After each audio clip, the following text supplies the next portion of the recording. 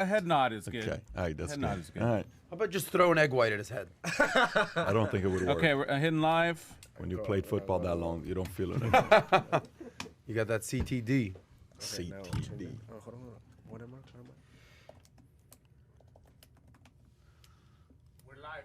All right, so we are live officially. This is what? This is 44. Is it 44? 44. We got Zenner in the house with us. God, happy to be here. Good to see have you He's here. back. I think it's important for everybody to know Yeah. that we follow a very important protocol. Yes. You come to the Strict. show, blue jacket, white shirt. Apparently, both of you guys had a blue The jacket. valuetainment cult is highly organized here. I came in with the exact same look as Adam, except Yep. I had a pocket square. I thought I could either keep the it one pockets a level little up. higher. Yeah, but I yeah, went to yeah. the car and changed my shirt. I wasn't going to take any chances. Sick pocket square, by the way. Thanks. You guys Well look, done. You guys look good. So he was looking a little too liberal with the white shirt and the blue jacket, Yeah. and then he went double liberal, blue.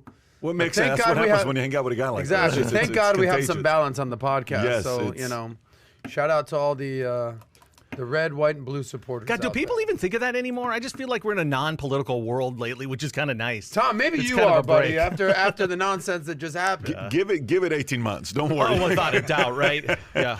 Give it 18 months when the Or midterms less. come. Crazy stuff's going to happen. Gang, we are glad to be back. One thing I want to tell everybody that's watching is those of you that come early with us, we are testing 9 a.m. Thursday. I sent an Instagram, what do you call it, a poll. And yeah. I asked 8 a.m. or 9 a.m. 70% said 9 a.m. So we're going to try 9 a.m. this Thursday instead of 8 a.m. Eastern time. Eastern Standard Time. I'm What, glad you said that. let's Yes. get some feedback from Eastern, the audience. we've already gotten it. They- It's they- Eastern Standard Time that we're doing it. So we're going to EST, test that, okay. test out the 9 a.m. thing. So, anyways, let's get right into it. A lot of crazy stuff's happened. The Meghan Markle interview that's created Drama. a frenzy, drama Oh, yo, mama. nonstop. Piers Morgan walking off the set, craziness. I didn't hear about that yet. I'm Yes, excited to hear it. I'm excited to see 4.4 it. million views on Twitter in a couple hours because Piers Morgan just couldn't handle it. He says, "I don't want to hear this no more." He just walked off the set. Now he has, he has done stuff like that before. It's not like it's the first time. So we got a lot of Drama things to queen. cover.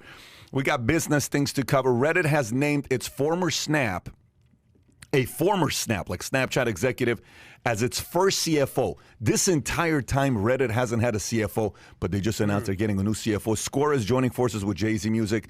Streaming Wall Street isn't impressed. John McAfee, back at it again, has Your been indicted boy. on federal charges related to the fraudulent promotion of cryptocurrencies. Tesla making a giant to plug into the Texas power grid, and it could store enough energy for 20,000 homes. That's a big deal. JP Morgan posts 34 blockchain jobs as it beefs up his JP Morgan coin. Elon Musk lost $27 billion last week, but who's counting? The biggest private island for sale in the Bahamas is about to hit the auction block, and there's no minimum bid. It's interesting. There is no, so meaning you could buy it for $5. Obviously, it's not going to end up at $5, but it'll be interesting what happens there. Young people are looking to spend almost half their stimulus checks on stocks. And then we got Roku, Quibi, rising interest rates. Senate narrowly passes the COVID relief bill. McConnell planning on an escape hatch in case he leaves Senate before his term expires. California theme parks allowed to reopen as of April 1st. Good for California. Vegas benefits as Nevada eases some coronavirus rules. And then, doom and gloom from Zoom. Stanford researchers spent a year finding out if Zoom fatigue is real and just how awful it is on our brains and bodies. And then a Kobe Bryant card sells for $1.795 million. Yeah. I say we start off with the Kobe story. Okay, I say we start off with the Kobe This is story. near and dear to your heart. This in is many very- ways. In many ways. This is a little too near and dear my heart, and so we have to talk about this. Kai, is there a way you can bring up that picture of the Kobe Bryant card while we're doing this? So a rare Kobe Bryant card sells for $1.795 million. Flawless, one of the rarest of its existence, the top trading card, just one of two in the world at its level of perfection. Golden Auction said it is the rarest, is the most expensive Kobe Bryant ever sold. The card's condition report to have perfect tens. They call it a black label, which means tens on the surface, tens on corners, tens on edges, and tens on centering. Within weeks after his death, Bryant cards were everywhere online, increasing in value by 600%. See that card right there? Go back to it. That card right there that sold for $1.795 million. Tom, you want to know a fun fact about that? Yeah. That's my card. Except I sold it for 17 grand. Did you really? That one. 10 and a That half card year- right That's there. exactly the card. I sold that card Okay. 10 and a half years ago for $17,000 to an investor. Fast forward 10 and a half years later, the card sells for $1.8 million bucks. Yeah. How crazy is that? It's crazy. You know, let me take it one step further. Did you hear what happened yesterday? Anthony Davis of the Lakers, right? Yeah. The most injured, never there. I mean, he had a great season last year, but this guy gets hurt more than anybody. His rookie card just went for $1 million. $1 million. His rookie card sold for $1 million? Yes. Anthony Davis's rookie card went for $1 million. $1 million. So I want to get this on tape, on file right now. Pat, why don't you take, a crypto photo of your Gretzky card, of a picture of you holding this and your other Gretzky card and your most valuable, and make the NTF of it, right? Yeah. And then NFT, who knows, yeah. NFT of that? Who knows what that could go for? I mean, seriously, you got to be thinking about jumping into that too. It's unbelievable. I mean, it's just a strange time, when cards are selling for the prices that they're selling. The main question right now with cards is the fact that is it going to keep going up, or is there a crash coming up with cards? Historically, what happens with cards is they go on a run, and it's a very aggressive run. People just all of a sudden are like, oh my gosh, I'm so interested. It goes up, and then there's quiet for 5, 6, 7 years. And then there's another run. This is historical, what happens with cards. So if this trend continues, when the market takes a bit of a dip and the market's not making people, millions of dollars left and right, there's going to be a bit of a dip in the sporting cards. How long that's going to be, no one knows. If it follows the trends in the past, that's what's going to happen. But what are your thoughts on the Are we in the card? middle of this run right now? Is this what you're absolutely. saying? We're in the middle of it right now. Let me tell you, if somebody said to you, he said Anthony Davis's card sold for $1 million bucks, what was your Ridiculous. reaction? Your reaction was like, oh, ridiculous. Yeah. But it's like happening every day. Brady just broke a record for the most expensive card ever sold. Wayne Gretzky broke a record for the most expensive card ever sold for hockey. Brady's was NFL. NBA is Luka Doncic, $4.6 million on his birthday. MLB is the Mickey Mantle PSA 9 that just sold for $5.2 million. I get a call on Sunday from a guy. He sends me he FaceTimes me. I'm having lunch. I'm like, oh, FaceTime. Let me finish up lunch. I got food in my mouth. I said, I'll call him back. I call him back. I said, what's going on? He's like, I got to talk to you. I got to talk to you. So what's going on? No, listen, this is very important. He says, my son's dad gave him a gift with all the cards, and I got to show you what I got here. And he opens it up. He says, how much are these cards worth? What do I do with this? And it's like all these Kobe Bryant rookie cards, right? And all this stuff that he has. Legit cards. No, legit cards. That Wow. And then he shows a Mickey card. Do you know if there's a lot of fake Mickey cards? Is this a fake one? Is this a real one? I said, whatever you do, don't sell it to anybody, even if they pay $10,000, $20,000. Just find out if it's a real one. Go through PSN and see what's going on. People are calling their grandmothers, their mothers, Wow, their grandfathers, saying, right. where did you put all those cards I had, Ma? Where are they? Do we still have it in the basement? Because it may be worth millions of dollars today. Well, I would hear stories because my dad grew up in Detroit, and I mean, not that that's specifically relevant, but you would always hear, like in the '60s or whatever, everyone was collecting baseball cards. This is when I first started here. I was a kid in the '80s, and you would always hear like, "Oh, I had all my cards in the basement, and Grandma threw them out." You would hear stories like that. I mean, are you familiar with stories like this? Absolutely. You would hear them and hear them and hear the same them. thing you said. I gotta go find mine. So I found a bunch of my cards that I had that I probably gave to my parents to put in boxes when I went to college. And what you didn't realize at the time is make sure that they're the PSA 10 in the corners and the crease, because you could have an amazing card, and if it's not in perfect mint condition, it might be worthless versus $1 million card. Let me know when there's a market for beer cans, because growing up where I didn't have anything to do but play sports and pick up empty beer cans in the ditch. Were you drinking them? What were No, you doing, I was a Tom? kid. You would not believe the Recycling? beer can collection I have, and I'm not joking. So if it ever gets to that, man, I'm going to buy that island in the Bahamas. Let me say this about the cards. It's going to keep going. I mean, this is going to be an abnormal ramp up. It's going to go higher and higher and higher. And then what I think is going to happen is you're going to get too many mediocre Anthony Davis type cards that are overvalued. So then I think it's going to come down, but those premier cards and the Luka Doncic and whoever it is, the Steph Curry rookie card, any old classic LeBron card or thing like that. For those guys, it's always going to be there. Also, is there going to be some sort of market for average people to do this through like a mutual fund for trading cards? That's there already is. Right. That's starting too. Rally. So I think you're going to have a lot more people that are going to want it, especially because people are looking at this as quick, easy money. And it really isn't, but it's unbelievable to think that we're spending this much time talking about trading cards that you got with a pack of gum back in the day for $1. You know what? Now, like my son is at that age, Dash, he's 12, where he collects cards, always has. Yeah. And by the way, he found a Luka Doncic that's worth over $200. You know, good for him. But that we had. But you can't buy cards now. You go to Target, they're gone. You go to Walmart, you cannot find them on the shelves. People know when they're stocking them, and they're gone that day. So there is an unbelievable interest in it right now. Yeah, I don't think it's going away. I don't think it's going away because, you know, social media. Again, you said something very, very important. Here's what you said. Anything that's a one of one, anything that's of a limited amount of production is going to keep its value. Anything. So the Luka was a logo man, one of one. There's only one of it in the world. That's going to sell. The black label, anything you find that's black label that's a decent. Yesterday I got a black label Juan Soto rookie card. Juan Soto, he's got a big upside. Could he do good? Could he not do good? I don't know, but it's a black label 10 of 10. I got a black label a couple weeks back of Giannis, a black label Giannis. That's going to do well. So the pops have to be low. If the pops are high, it's not going to have that kind of an explosion with a card.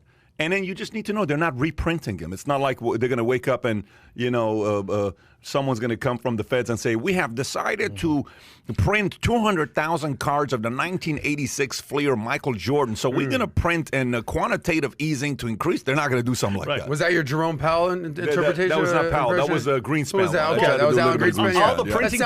All the printing presses are just printing money for stimulus. So there's no more actual way to print it. Let me just weigh in because I agree with Tom. There's something, the fractionalized shares. It's available in stocks. Rally. Like something called Stockpile and Stocks. But is that the name of the company? Rally's one of them. Yes, I spoke to the founder. You might not be able to afford $1 million Anthony Davis card, which is absurd to me, or a Zion, or a Giannis, or a Luka, or whatever it is.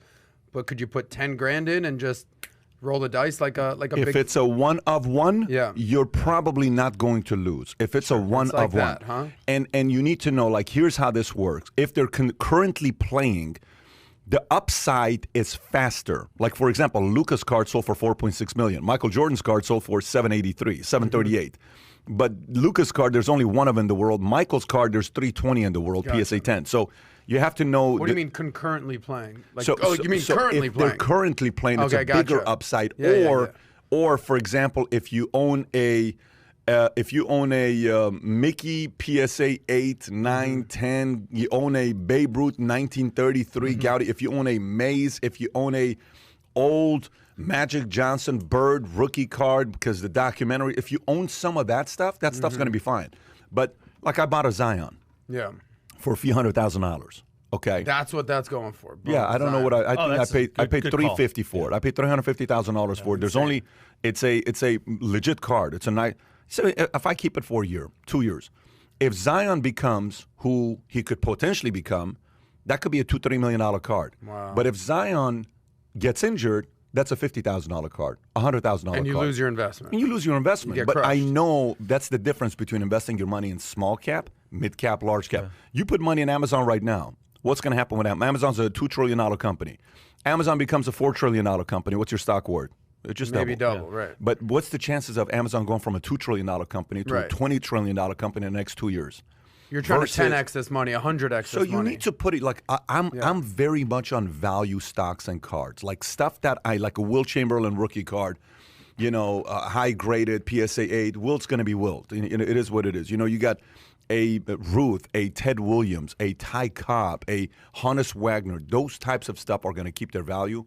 But if you want some risk, is the small cap cards today. You know, two quick points. I think the interesting thing to watch with this too is because this is feeding on itself. There's so much media coverage every day. There's tons of stories every single day on this. People want to be in. They want to know more. So here's the next evolution of it. I think corruption. You're going to have counterfeit. You're going to have theft, and you're going to have murder. I really think with these valuable of cards out there, watch for the corruption. But that's been happening. That's all three have been happening. Okay, all three. Maybe even at a higher level now. By the way, FYI, like, you know, for me, why I am very careful buying artwork, I have a thing about buying artwork. Okay, I watched this documentary about 2 years ago on our way to Croatia. I don't know what's on our way to Monaco, and I'm watching this documentary about this con artist who sold fake paintings. I don't know if I've talked to you about this before. Is this the Picasso? Have I told you this thing? I remember. Okay, yes. So the guy goes.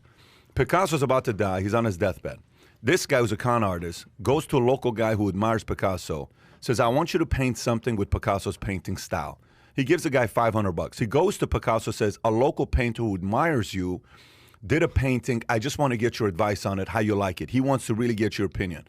He says, I'll meet with you. Meets with Picasso. Picasso looks at it, says, it's okay. Says, you mind if I take a picture with him to tell him that you like this picture? Says, yes. He takes a picture with Picasso. Picasso dies a year later. He comes out and says, here's Picasso's last painting. And he sells it for millions of dollars, right? So when it comes down to painting, how can you verify the validity of a painting? I love that guy, verify the creative, right? Love that story. So you cannot verify the validity of it. But when it comes down to cards, there is a grading service. What made this game legitimate is PSA and Beckett. They made it legit because when you buy a card, can you have Sam? Can you go grab me the rookie card? Grab Giannis or grab me some of the Ken Griffey's. Grab me all the Griffey's. Yeah, grab me Griffey's and Giannis. So when you get a card and you see the grading on it, that's what you say, okay, I trust it. So trust is what brought it back. In the early 90s, if you bought a Michael Jordan, like when you bought the Honus Wagner card, it was cut. Yeah. So there was a lot of fraudulent activities, a lot of fake cards. So people are like, I'm not even messing with cards. So you just spend $100,000 buying a card. You realize a month later it's fake. So you step away from the game. The guy I bought the card from, the Wayne Gretzky card from, great guy. You know what happened to him? Bad experience. Got burned. He says, I want to have nothing to do with cards. Stepped away. He got a $500,000 check. I turned it around to $2 million because he was burned out. Yeah. So it does attract people like that. So when you get in prepared that you may experience some bad things. Yeah, but you have such an advantage because you've been in this game for a long time. If you think there's going to be an easy buck, you can't just come in there with the level of knowledge. I mean, you'll just get crushed. Yeah. Let me ask you this. You know, the one-of-one card, is that a random thing where someone opened a pack and there it was? It's like a winning lottery ticket inside a pack of cards. It is. Unbelievable. Yeah, so Willy Wonka, golden ticket. Unreal. So you can, like Ken Golden from Golden Auctions. This last weekend, he had a record-breaking weekend. He was all over Squawk. He was all over the news. Everywhere he's doing interviews, right? They sold nearly $40 million of cars in one weekend. $40 million in one weekend is what they did. Their revenues last year was $100 million. They just raised $40 million. Kevin Durant was part of it. All these other guys, he and I were texting back and forth. He is helping the market because he is bringing attention to the market. Rally is bringing attention to the market. The players are bringing attention to the market. LeBron James's card sold for $1.8 million. You know who commented in the comment section? He says, guess who has two of these cards? Yours truly. LeBron, the card that sold for $1.8 million, LeBron said, I got two of his own cards. He says, I got two of them myself. So it's like, So even the players are buying their own cards. Yeah, like for example, okay, so Griffey, let's talk about this. This is probably a $5,000 card. Okay, you can get this probably $4,500 to a $5,000 card. You want to know what's the problem with this card? It's been printed 2 million times. There are 2 million of this out there, and I think 3,000 have been graded at a PSA 10. If this was only 300 graded at PSA 10, this would not be a $5,000 card. This would be a $200,000 card, a $150,000 card. Now, is this still a good stock long term? Absolutely, because it's who? It's Ken Griffey's best rookie card, right? Sweetest swing in baseball. Sweetest swing in baseball. So you have to know also the print of the cards, the timing of the cards. Like, Bonds and I, Bo Jackson, there's stories behind him. He didn't grab Giannis because Giannis, it's Giannis, so you can't even. He was looking for the Y. He's probably like, what the hell is Giannis? I don't see a single guy's name here with Y. He's in your file cabinet under Y. It's all good. So there is business to it. If you're listening to it, just like stocks, just like Bitcoin, just like, don't go jump in. I did a video about cards a month and a half ago. It's a good educational one before you go in. If you do go in with a group of people that know what they're doing. Like even you said the other day, Pat, I'll go in 10 grand with you, 20 grand with you, and you buy it with somebody that knows what they're doing. Don't go in all by yourself, because if it doesn't work out for you, you're going to come back and say, oh, this didn't work out for me. And 2 quick points before we move on. You brought up fractionalized shares. Single stocks, like single car, you know how I say? Go to Rally RD. This is a shout out. So I don't buy single stocks. I buy index funds, or I'll buy mutual funds, or, I can't project the next big stock, and just it's very hard to do. This is it. Like, you can buy a share of the Honus Wagner card. Okay. You can buy a fractional share, like the Wayne Gretzky card that I sold. They bought one of them for $720, and they put it there for $800,000. You can buy shares at $100. It's like owning the Green Bay Packers. You can have a share of the Packers. I have a share of the Packers. That's interesting you say that. So you can buy a share of the card. It's a great system. For individual investors, do you... Like, what's your advice to people out there? Obviously, get familiar with what's going on. First of all, but would you buy one card, or would you buy shares of multiple cards, like a mutual fund, or you just like go all in on a Zion? No way. I would say go all in on one player. Right? If you do, because it's emotional and you're part of the city and he's in your city, I get it. Like, let's just say Kobe comes into the Lakers, he gets traded for Vlade Divac, and you're like, oh, I feel like he's gonna do something. You buy stuff because he's emotionally tied to you. Gotcha. I get it. But if you're trying to do it from the business standpoint, just look. Small cap, mid cap, large cap. What does small cap mean? Biggest upside, injury prone. Right. Mid cap, somebody who's playing, it's in the middle of their career, but they could win a couple championships and they can go up. For example, if Giannis got hurt tomorrow, his career has still been a solid career. He's won a couple MVPs. 2 MVPs, right. But if Giannis goes and all of a sudden he teams up with a Luka, they get on the same team, or he goes out there and gets a Robin and they win back-to-back championship, Giannis is something else. So, and then there's large cap. What's large cap? You buy a card that you know it's going to be good. LeBron, you may just... LeBron is absolutely a large cap. A Kobe is a large cap. An MJ is a large cap. A Ruth is a large cap. That's all large cap cards that you know they've already been validated. They've already won multiple championships. They've already got a great career.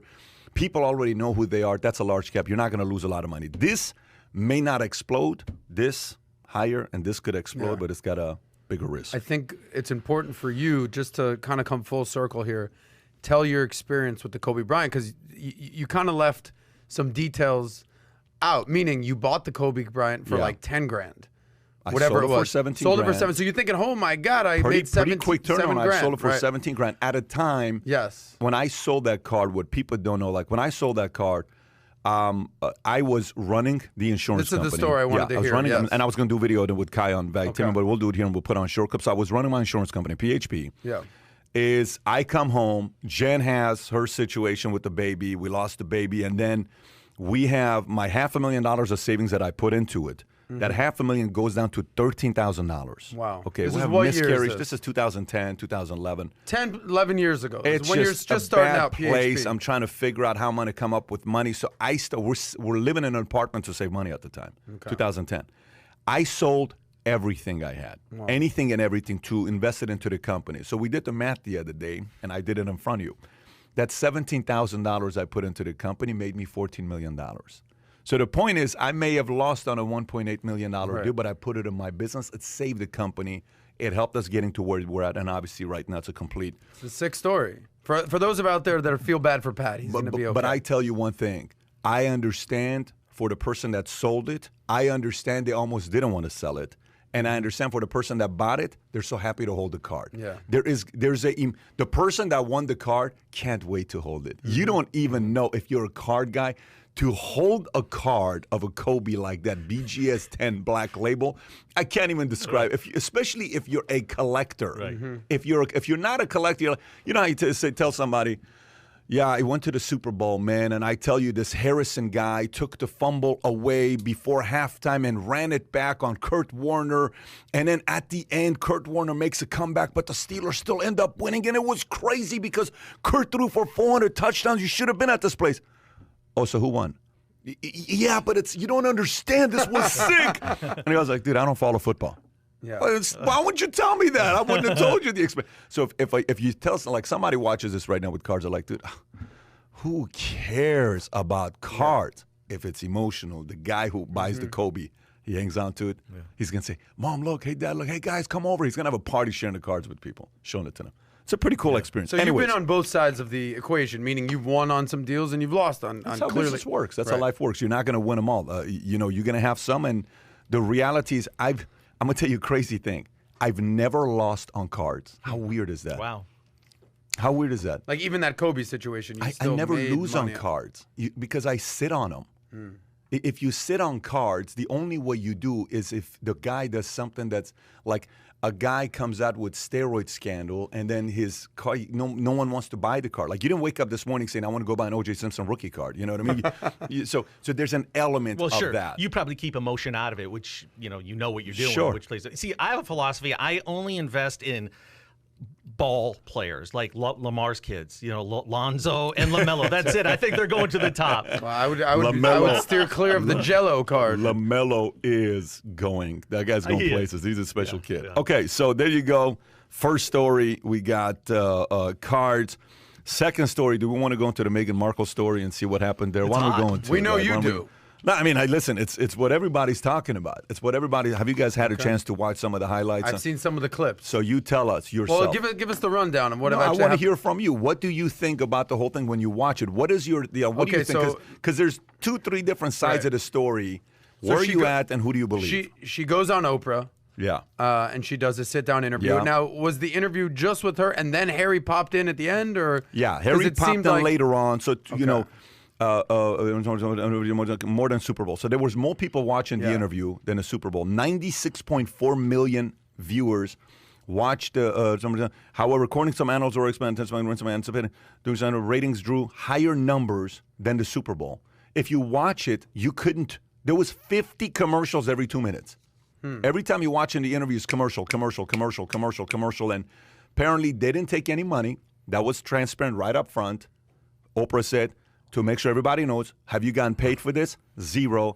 And do you know any of the questions I'm going to be asking? She says, I know none of the questions you're going to be asking. And do you believe that? Of course. Why do they need to take money for the interview? They're making so much everywhere else. I believe Oprah is a GOAT. So Oprah is not somebody that would say something like that. It's Oprah. You're sitting with Oprah, who has got Harpo Productions, a billionaire. You got to give her the props. So you're sitting with somebody that, dude, I'm not giving you any money for this because I'm going to give you the eyeballs if you come with me, right? Yeah. So that's the numbers. That's what happens. Gotcha. Give us your thoughts. Here are my 3 biggest takeaways from this, because I think she's beautiful. I absolutely think she is gorgeous. Out of everything, that's what you caught. Number one. Single guy. You didn't see the interview, just like, oh my God, she's so beautiful. I don't care. I believe you. I'm just putting that out there. I believe everything you're saying. Into the atmosphere. If you want to know, like, just my thoughts on this princess, I think she's beautiful. Now, here are my 3 biggest takeaways. Number one, during the hoopla, the drama of her being in the royal family, at what point she went, just like a business, she went to HR. Like, there's a human resources in the freaking palace to sort of complain about this situation here. I'm not sure how far that went, right? Number 2, which is, say what you want, she was legitimately having suicidal thoughts, which you're marrying a prince, you come into this royal lifestyle, and next thing you know, a few years down the road, you're having suicidal thoughts, you're dealing with paparazzi, you're dealing with the drama. Even Harry said this is very reminiscent of what my mom was going through, Princess Di, who, in my opinion, is a GOAT, like an Oprah type.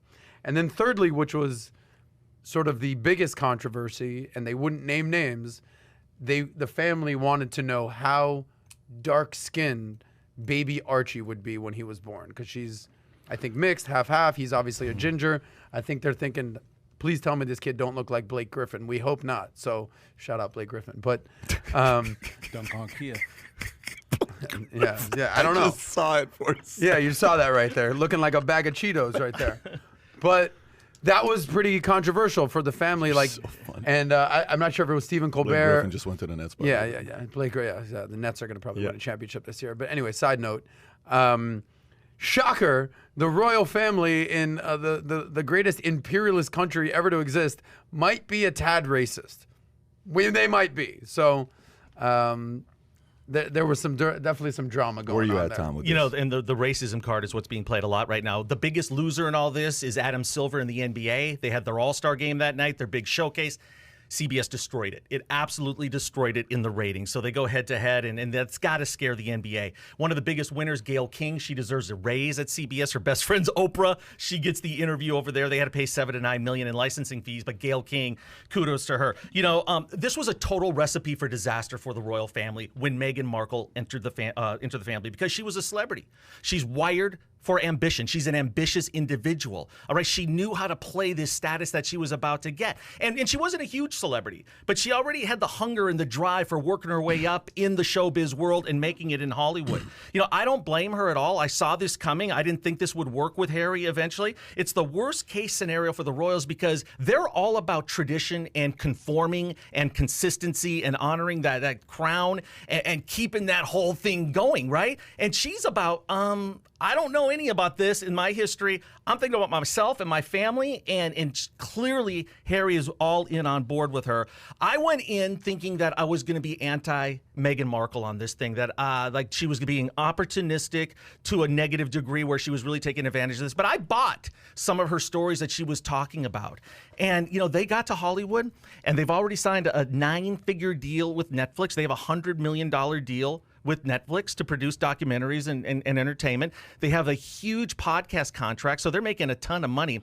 But this thing's going to get crazy because this is the last thing that the royal family needs, and this is the biggest story, and it's an American that's going to do this damage to them ultimately. And then if you want to talk about Piers Morgan, which is a fascinating story, right, with him storming off the set of Good Morning Britain today, basically their version of Good Morning America. But do you know his backstory with Meghan? They met for 90 minutes. They sat down. They talked. They got along, and there was something going on. Yeah, they got together. It was a relationship. This was back in 2015, and apparently they really hit it off. They were having a pint and maybe another cocktail or something. And according to Piers, when he tells this story, they really hit it off.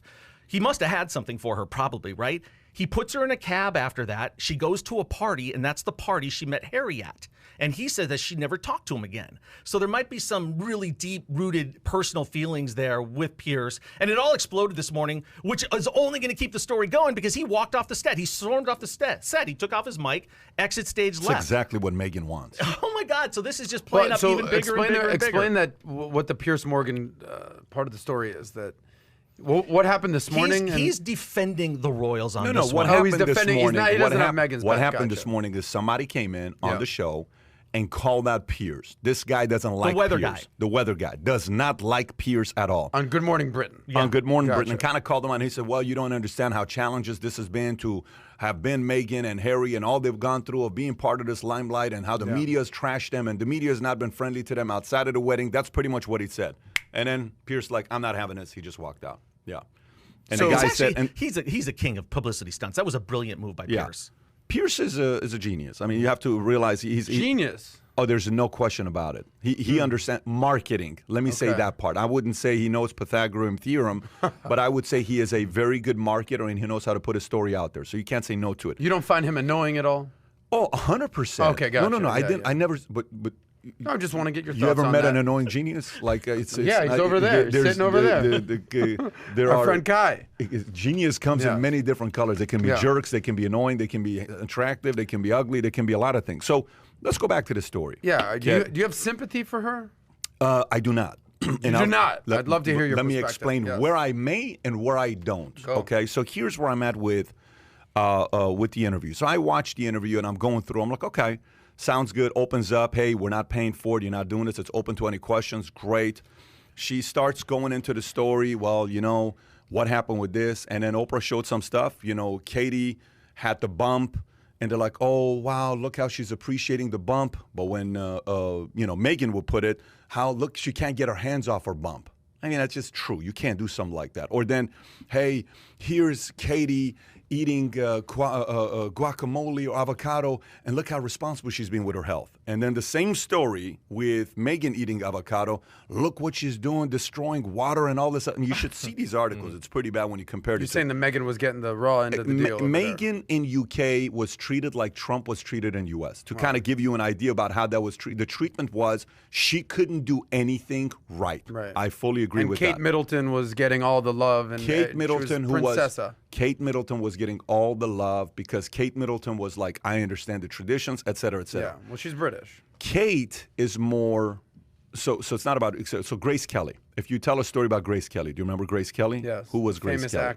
Famous actress who was much bigger than Meghan. Meghan wasn't at the level of Grace Kelly. I never heard of Meghan Markle That's before. the point. Yeah. Suits was a good show. Yeah, but not. I didn't even know not she was even on that close. show. Guys, there's Yeah. Grace Right. Kelly, and then there's She's not Angelina Jolie. She's not Scarlett Johansson. It's not she was even an comparing actress. to Angelina Jolie. Yeah. The only one person you compare to when you're selling a house or you're buying a house or you're buying a card. What do you look for? Comps. The comp is the only fair comp is who? Grace Kelly. It's not Princess Diana. It's Grace Kelly. Okay. So if you compare to Grace Kelly was graceful. Grace Kelly came into the Monaco family. She's like, hey, had her own identity. She still wanted to do her own things. What she didn't like later on, if you go to the museum and kind of learn about her, she still wanted to do acting. You know, one of the bigger directors at the time, who was the bigger director that did Hitchcock? I don't know if it was Hitchcock. One of them reached out to her. It was a guy that she had already done movies with before. Says, I want to do another movie with you. And she says, I can't because of royal family. She says, I want to do it. So he convinced her. She went up to them. They're like, you can't do it because now you're part of the... So she's like, finally, she says, okay, I won't do the movie, which makes sense. You're now part of the royal family. You kind of know what you gotten into. Meghan, on the other hand, you know, she's been married before. A lot of issues with her husband, ex-husband, when she was with him. And, you know, and again, this is what you read about, right? I'm not somebody that knows. I haven't interviewed everybody to know about everyone's stories.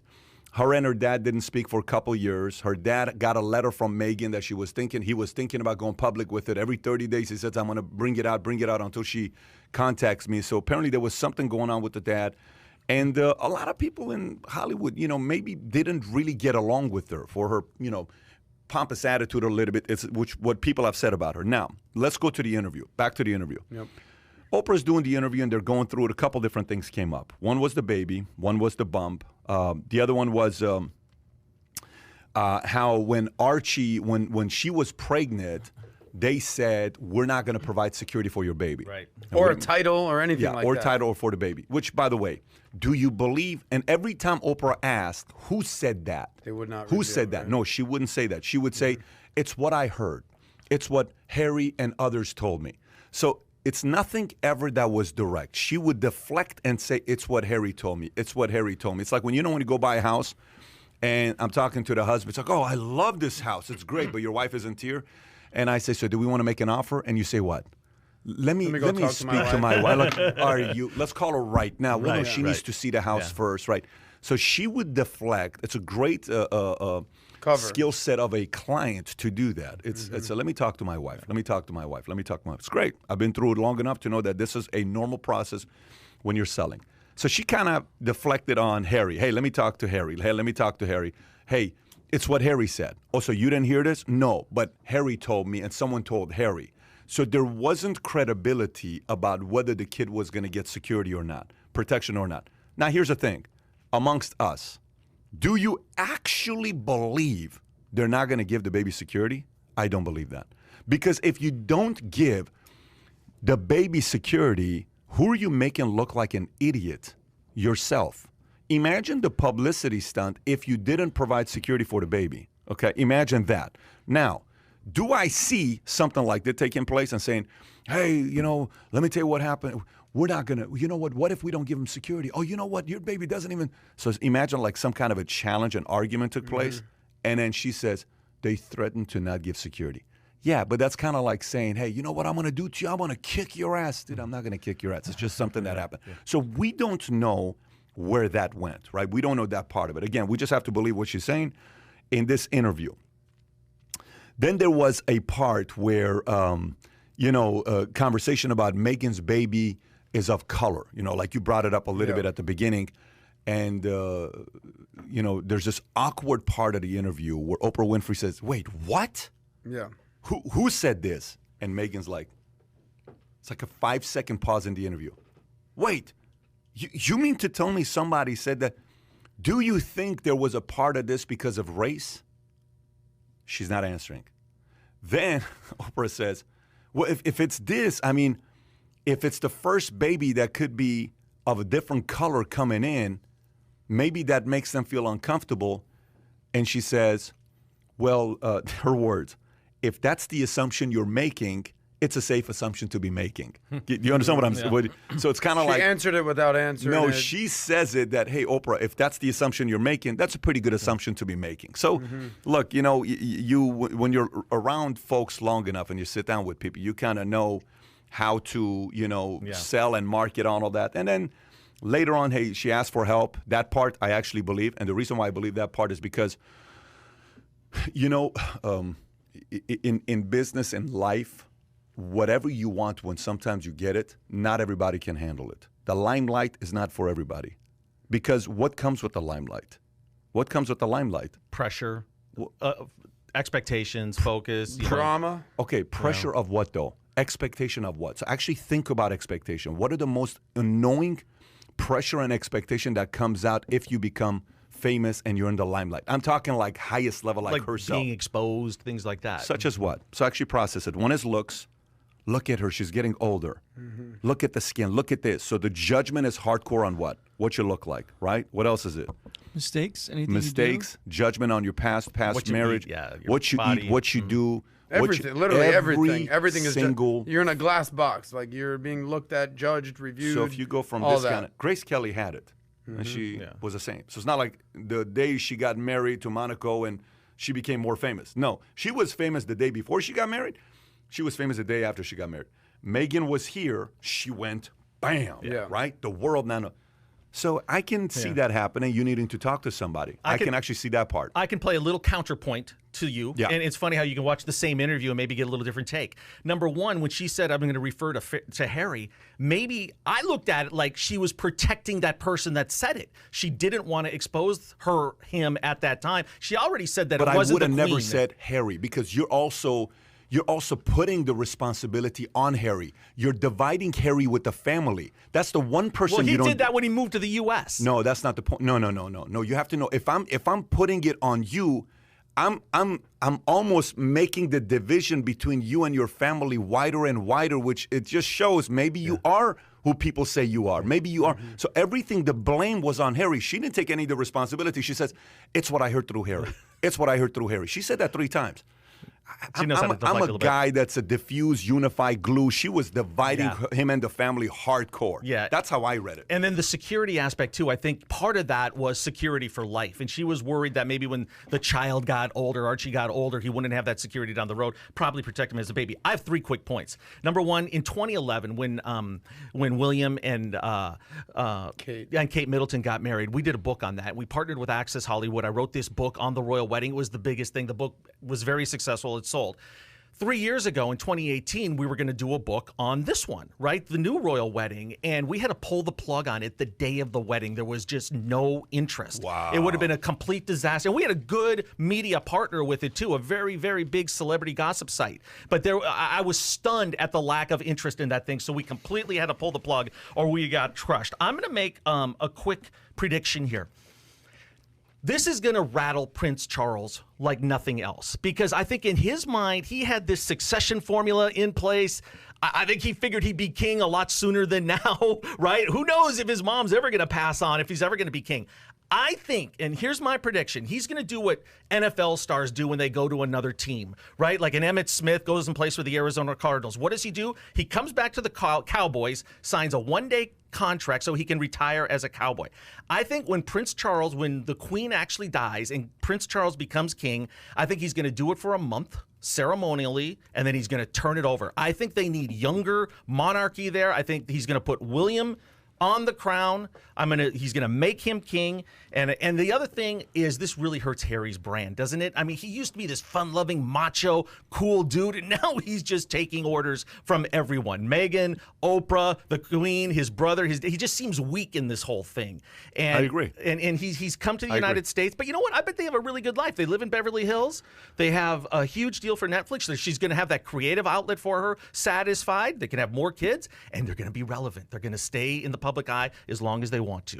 Oh, the playbook for what they're following is a great playbook. Don't get me wrong. It's a phenomenal playbook they're playing, but it's also because you're part of the right family. You wouldn't have access to that playbook if you weren't part of that family. You wouldn't have bought an $11 million house if you weren't part of that family. It's not like he was a lawyer, went and started a law firm, sold it for $200 million, took his exit, and then he went and bought a house And, you know, the money comes because of your last name and your lineage.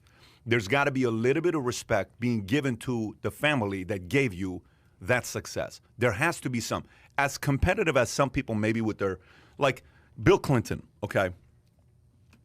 Whoever Bill Clinton may be, his mother had issues, a lot of issues, a lot of issues. If you study Bill Clinton's mother, when they asked him about his mother, he's like, well, listen, you know, you have to know it's my mother and I love her. And, you know, it's been, we all have issues, but it's my mother and, you know, she raised me and I'm so thankful for that. He never answered the question. He just kind of went and gave that respect to. There is a challenge. Like, there is not like we're talking about anything catastrophic here that happened that they hit or, you know, anything that's manipulative that took place, right? You got to pay some respect to that family. To me, Meghan is not even the issue to me. I don't have any problem with Meghan. Meghan's like, look, hey, Harry, I don't want your life, bro. Let's just simplify this. Yeah. I don't want your life. I want to be me. I've been me my entire life. If I don't like it, I don't like it. Meghan could divorce him 6 years from now, and she can move on to a completely different life. That could easily happen.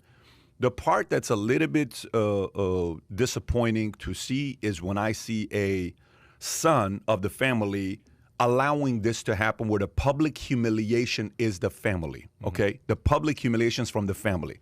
That's the only part that I see. I you know, it's the only challenge I have with that part. Yeah, he had a choice to choose the family and the history and the crown or his wife. He went with his wife. But wait a minute, that's not what I'm saying. No. I'm not saying don't choose your wife. I'm not saying don't choose have a little bit more. No, I'm not saying don't choose your wife. I didn't say don't choose your wife. I'm saying choose your wife. But when you're choosing your wife, you have to say, I hope you realize this is who I am. And I have to respect the family. I'm respecting yours. You got to respect my family. Guys, we can't hear you, Sam. Turn off your mic. Okay? I respect your family, respect mine.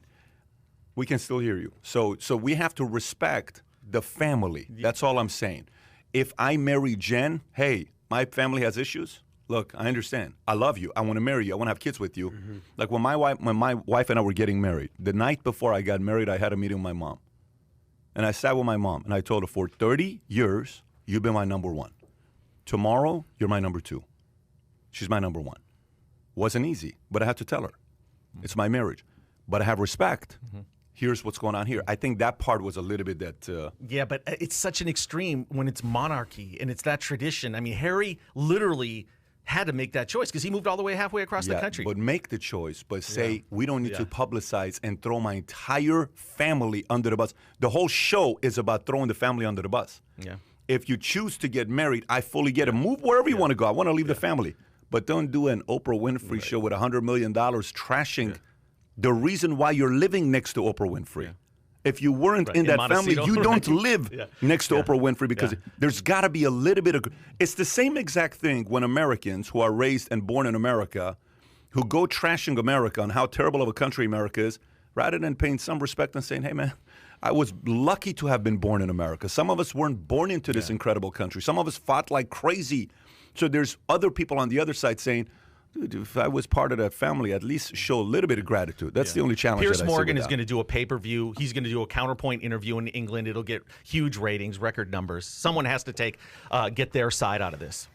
Yeah, I don't know. Piers Morgan annoys the hell out of me. But back to Harry, because I think you guys are missing one point with Harry. I actually think that the guy has a spine and he has a backbone and he's doing what he thinks is right. And I don't think he's disrespecting his family. Like if Meghan Markle just did this interview solo status and she did it by herself and Harry wasn't there, that to me is like... Harry wasn't there. For the part where she threw him under the bus, Harry wasn't there. But then he came in and said, all right, I'm here now. What's up? But did you watch the interview? It was a solo interview with her. Did you watch when he came in? Like he said, what's up? Did you see it? Yeah. Hello, cheerio. I'm here. What's up? Yeah, of course. Yeah. But he came in and validated, meaning they were lock in step. Like it wasn't like she... Listen, he's running the show, in my opinion. I don't think she's the boss. What gives you the idea he's running the show? Listen, when she showed up, she wasn't like... All right, you got a new sheriff in town. Harry, take a back seat. I'm running the show. I got the family. I think he's running the show? Yes, I think very much so. You are the only person in the world who thinks this. Okay. So he's running the show. I have contacts in the monarchy over there. I know. Listen, but give me proof. What makes you think he's running the show? I just think, look, when she shows up, Yeah. you don't think that he's like, look, this is my world. No, Welcome it's to not. it. What? No, it's not. How do you not think that Have that conversation? you ever seen him trash her family? Have I ever seen? I don't think that's irrelevant to me. It's But- more but like that's what she's doing to him. he is very well aware of what she's doing. Where did he get You his don't wealth think- from? Where did he get his wealth from? Listen, you can do both. You can have respect for your family, but at the Where- same time, where did he get his call wealth out the from? bullshit. Where Obviously, did he get his wealth? family. Where Obviously, did you his get your family. wealth from? Solo. Solo, you did yes. it. Okay, so you're self-made. Yes. Now imagine if you start off with $50 million from your family. Okay, but regardless of family, Well, wait a minute, he's there's also something called respect. commenting on culture, tabloids. Listen, you gotta remember. I'm he okay with lost his that. mother to some of the craziest. I'm okay with that. Okay. Yeah, I'm okay The with guy- that. the guy I'm a Princess has a- Diana guy. I'm a fan of that. What I'm saying is the guy has a spine, meaning he has a, like you might not agree with how he's handling it or how he's choosing to throw his family under the bus. So be it. But he's like, look, I have one life. I'm seeing things that I don't necessarily agree with that, whether that's in the monarchy, in my family, in British culture, in the tabloids. And I'm a man. I have a wife. I have a family. I'm gonna put my fist down. This is what I believe. And if That's okay. Nobody has a problem with that. But pay respect to the family. I think you can do both. But he did not. He allowed his wife to do his show with 100 million people trashing his family. Well, maybe he called everybody. He tried to call his family, and they wouldn't take his calls. Everybody. That happens in families. Have you ever Okay. had somebody you didn't talk to for a while? Do you go and do a show for 100 million people and say, hey, if family, someone's gonna call pay- me? I haven't spoken to my Right. mom in a few weeks. Okay. I might do a You're show. gonna go do a show saying, Mom, how come you don't call me? Look, I don't care about, whether or not, he stays or he leaves. That's not my position here. Do what you got to do. You're a grown man. But if you're doing it, say, hey, here's what I'm doing. I'm leaving. We have to respect my family because without the family, we don't. Okay, let me ask you this. I think he's saying that, though. No, he's not saying it. If they don't have the royal family, you think Netflix signs a $100 million contract? Tom. Of course not. Okay, Yeah. let's see Adam because I'm curious. Well, obviously, that's the whole freaking premise here, that he's part of the royal family. But do you think if they're not part of the royal family to get a $100 million contract? But they are part of the royal family. But you're not answering the question. What do you mean? Yes or no? I'm not understanding the question. If he didn't come from that lineage. If he didn't come from the lineage, we'd be on the next story right now. We'd be but freaking if irrelevant. he's not, would Netflix give him $100 million? Obviously not. Okay, so the point is, give some respect to that. But he is. But he's not. I think he is. I think he's a respectful. Give me a point, though. Give me a point. His wife trashed his family publicly. His wife called his family racist, not caring about suicidal. His family, she called his family. And breaking news, maybe they are. If Maybe they freaking are, and this is him saying, look, we can't continue life like this. Let me ask you a question. You disrespected my entire existence. Does your dad have certain issues? He did, yes. He did. Does your mom have certain issues? Of course. You marry a wife. Yeah. She goes and shares your dirty laundry of your parents. You're okay with that? Depends what Depends on what? Give me what depends. Meaning, there's limits to what you're willing to take. Listen, you guys are being super disrespectful. Yeah. Like if your mom was disrespecting Jen to the point where it's like she doesn't be part of his family. Tico, that's it. No title, problem. no nothing. No At what problem. point do you have a conversation and say, look? Okay. Well, then this is where we. Like, what the hell's wrong with This you? is where we differ in values and principles. This is where we differ in values and principles. Let me tell you, I don't know a single family that doesn't fight, doesn't argue, doesn't have issues, doesn't have bickering, doesn't have any challenge. There is not a family that doesn't have that. Not one family that doesn't have that. Zero. Every family, if you sit there and talk to them, everybody thinks their family's like, oh my gosh, if people really know what my family was like. We all have a ridiculous family. None of us have a family that walks on water, okay? And we all have dirty issues that if people find out, like, that's your mom, that's your dad, that's your family. Yes, that's my family. But it's my family. We work here. There's walls here. We have issues. We have differences. We have problems that happens here. It's our business. We talk about it. We hash it out. We move on. It's going to happen many times. You don't go to the public and say, let me tell you what happened yesterday when Patrick, let me. We're dealing with it here is what we got. You keep it in the family. I have no problem with you leaving. Zero. Do it. No problem. But leave. And the message is, I'm grateful for the family, We have made a decision to not discuss any of our affairs with our family. Like Michael Jordan would say, Michael, tell me about your personal life. Hey, you got questions about my kids? You got questions about my personal life? I don't answer those. You got questions about my game? You got questions about my business matters? I'll answer those. He made it very clear with the media. Today, people salute Mike. This is not a good look to say, let's become famous by trashing our lineage that gave us all this money. It's very unattractive to me. That's all it is. Yeah, and it's on Harry because she is who she is. I can't wait to see what kind of content they produce, to see if they've got the chops. I mean, because Netflix doesn't just hand that money out. They're not a charity. So they are, the pressure's on them for really to crank out some desirable content, and we'll see if they can. Okay, if you're watching this, you just saw us going back and forth. Adam's got his own positions. I got my positions. Tom's got his positions. We're all somewhat different, okay? Mm-hmm. Do you think Meghan sharing her stories, she was a major, they were in the right move to come out and do what they did? If yes, comment below. I'm curious. Do you think, no, I totally disagree, they should have just kept it in the family and moved on? I also want to hear your thoughts. Comment below to see what you're saying about this dialogue that we had the last 30 minutes about Meghan and Harry. I hope you're going to be okay, by the way. I'm a little emotional right now. Yeah, I know you are a little emotional, but it's going to be all right. Yeah. You're going to be fine, just so you know. By the way, if anyone has any ties to Meghan Markle's sister, anything, no, family. I see you with Pippa. Pippa Middleton. That's who I see you with. Yeah, I think Adam is sitting there saying, let me get this straight. If I marry a Meghan, or if I get into the family, get $100 million Netflix. Yeah. Oh, that's exactly my play. Well, I lost out on my top pick. That's a good point. Mackenzie. That's right. Mackenzie. I had it. We were talking, and she went a different direction. So let's talk about that. So Mackenzie Bezos ends up fairly quickly, by the way, leaving when they got the divorce. She ends up marrying a school teacher. One of her kids' school teachers, right? Is that kind of what happened? A science teacher. So what do you think about that? Since you have strong opinions here, why don't we give this one to you? I mean, Mackenzie Bezos, she was married to Jeff Bezos, the richest man in the world, for, 20-something years? Yep. They get a divorce maybe 5 years ago. Jeff Bezos starts dating Tom's good friend. What's her name? Lauren Sanchez. Sanchez. And Meghan, Mackenzie, 50 years old, ends up divorcee and only worth about, $50 billion, something ridiculous. One of the wealthiest women in the world. She owns 5% of Amazon, whatever the number is. And she's 50. She's not young, but she's not old. And she made headlines, over the pandemic for doing what? Just completely giving billions and billions of dollars away to philanthropic charities and just being a decent person. That's my biggest takeaway from her is that she has just been...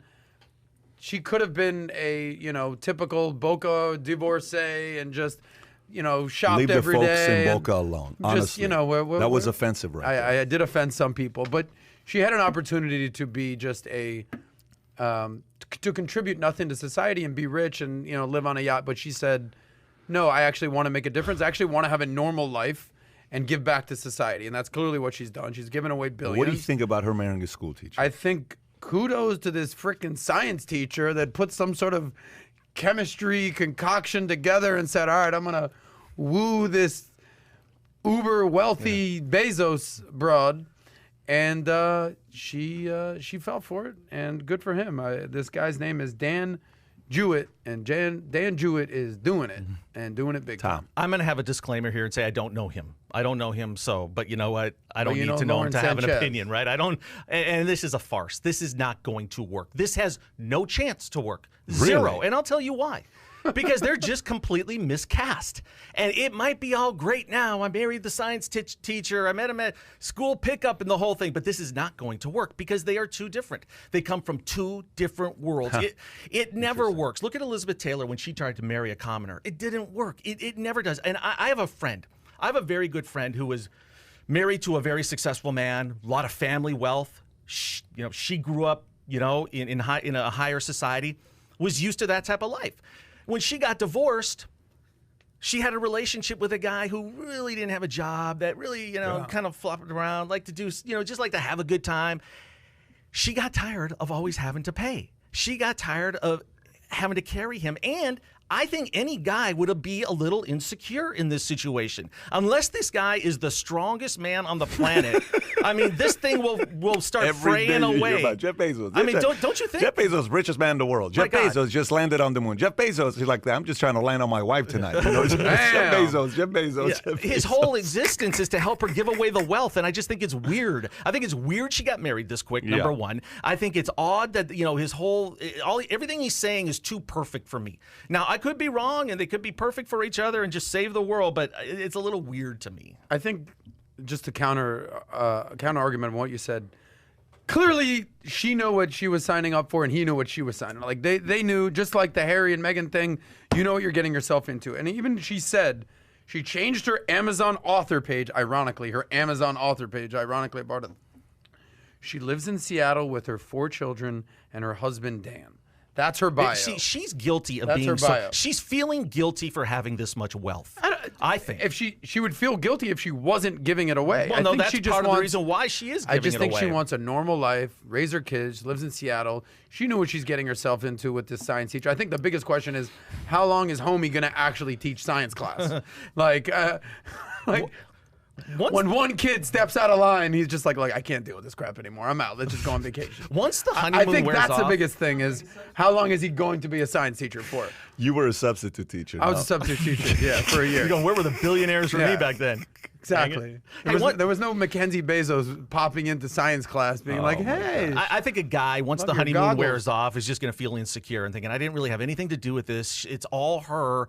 And then little things start happening. Maybe you're a little short-tempered. Maybe you're a little condescending. Maybe you're a little snappy and this and that. And that just builds and builds and builds. So I don't know. I wish them all the best, but it just seems like a weird I wish mix. them all the best, but they'll be divorced in 6 months. But that's just my opinion, and I'm sticking to it. Well, I mean, Tom Zenner. you just have to realize when you go through a very extreme relationship, extreme meaning abusive, extremely lovable, extremely a prick, extremely competitive, extremely attractive, extremely whatever the extreme you go and date. You typically are like, dude, I want to go complete opposite side. So then you typically go like we went extremely politically one side, then we go extremely one guy that tweets 50 times a day, one guy that doesn't even want to do a press conference. We are so extreme as human beings, right? But so do you want more extreme or you want more normalcy? I didn't say this is not me. This is what Mackenzie did. No, but I'm just a regular guy here. So, but are you saying that you go from one extreme to another, or go from one extreme to just I want some normalcy? No. Typically, with an extreme,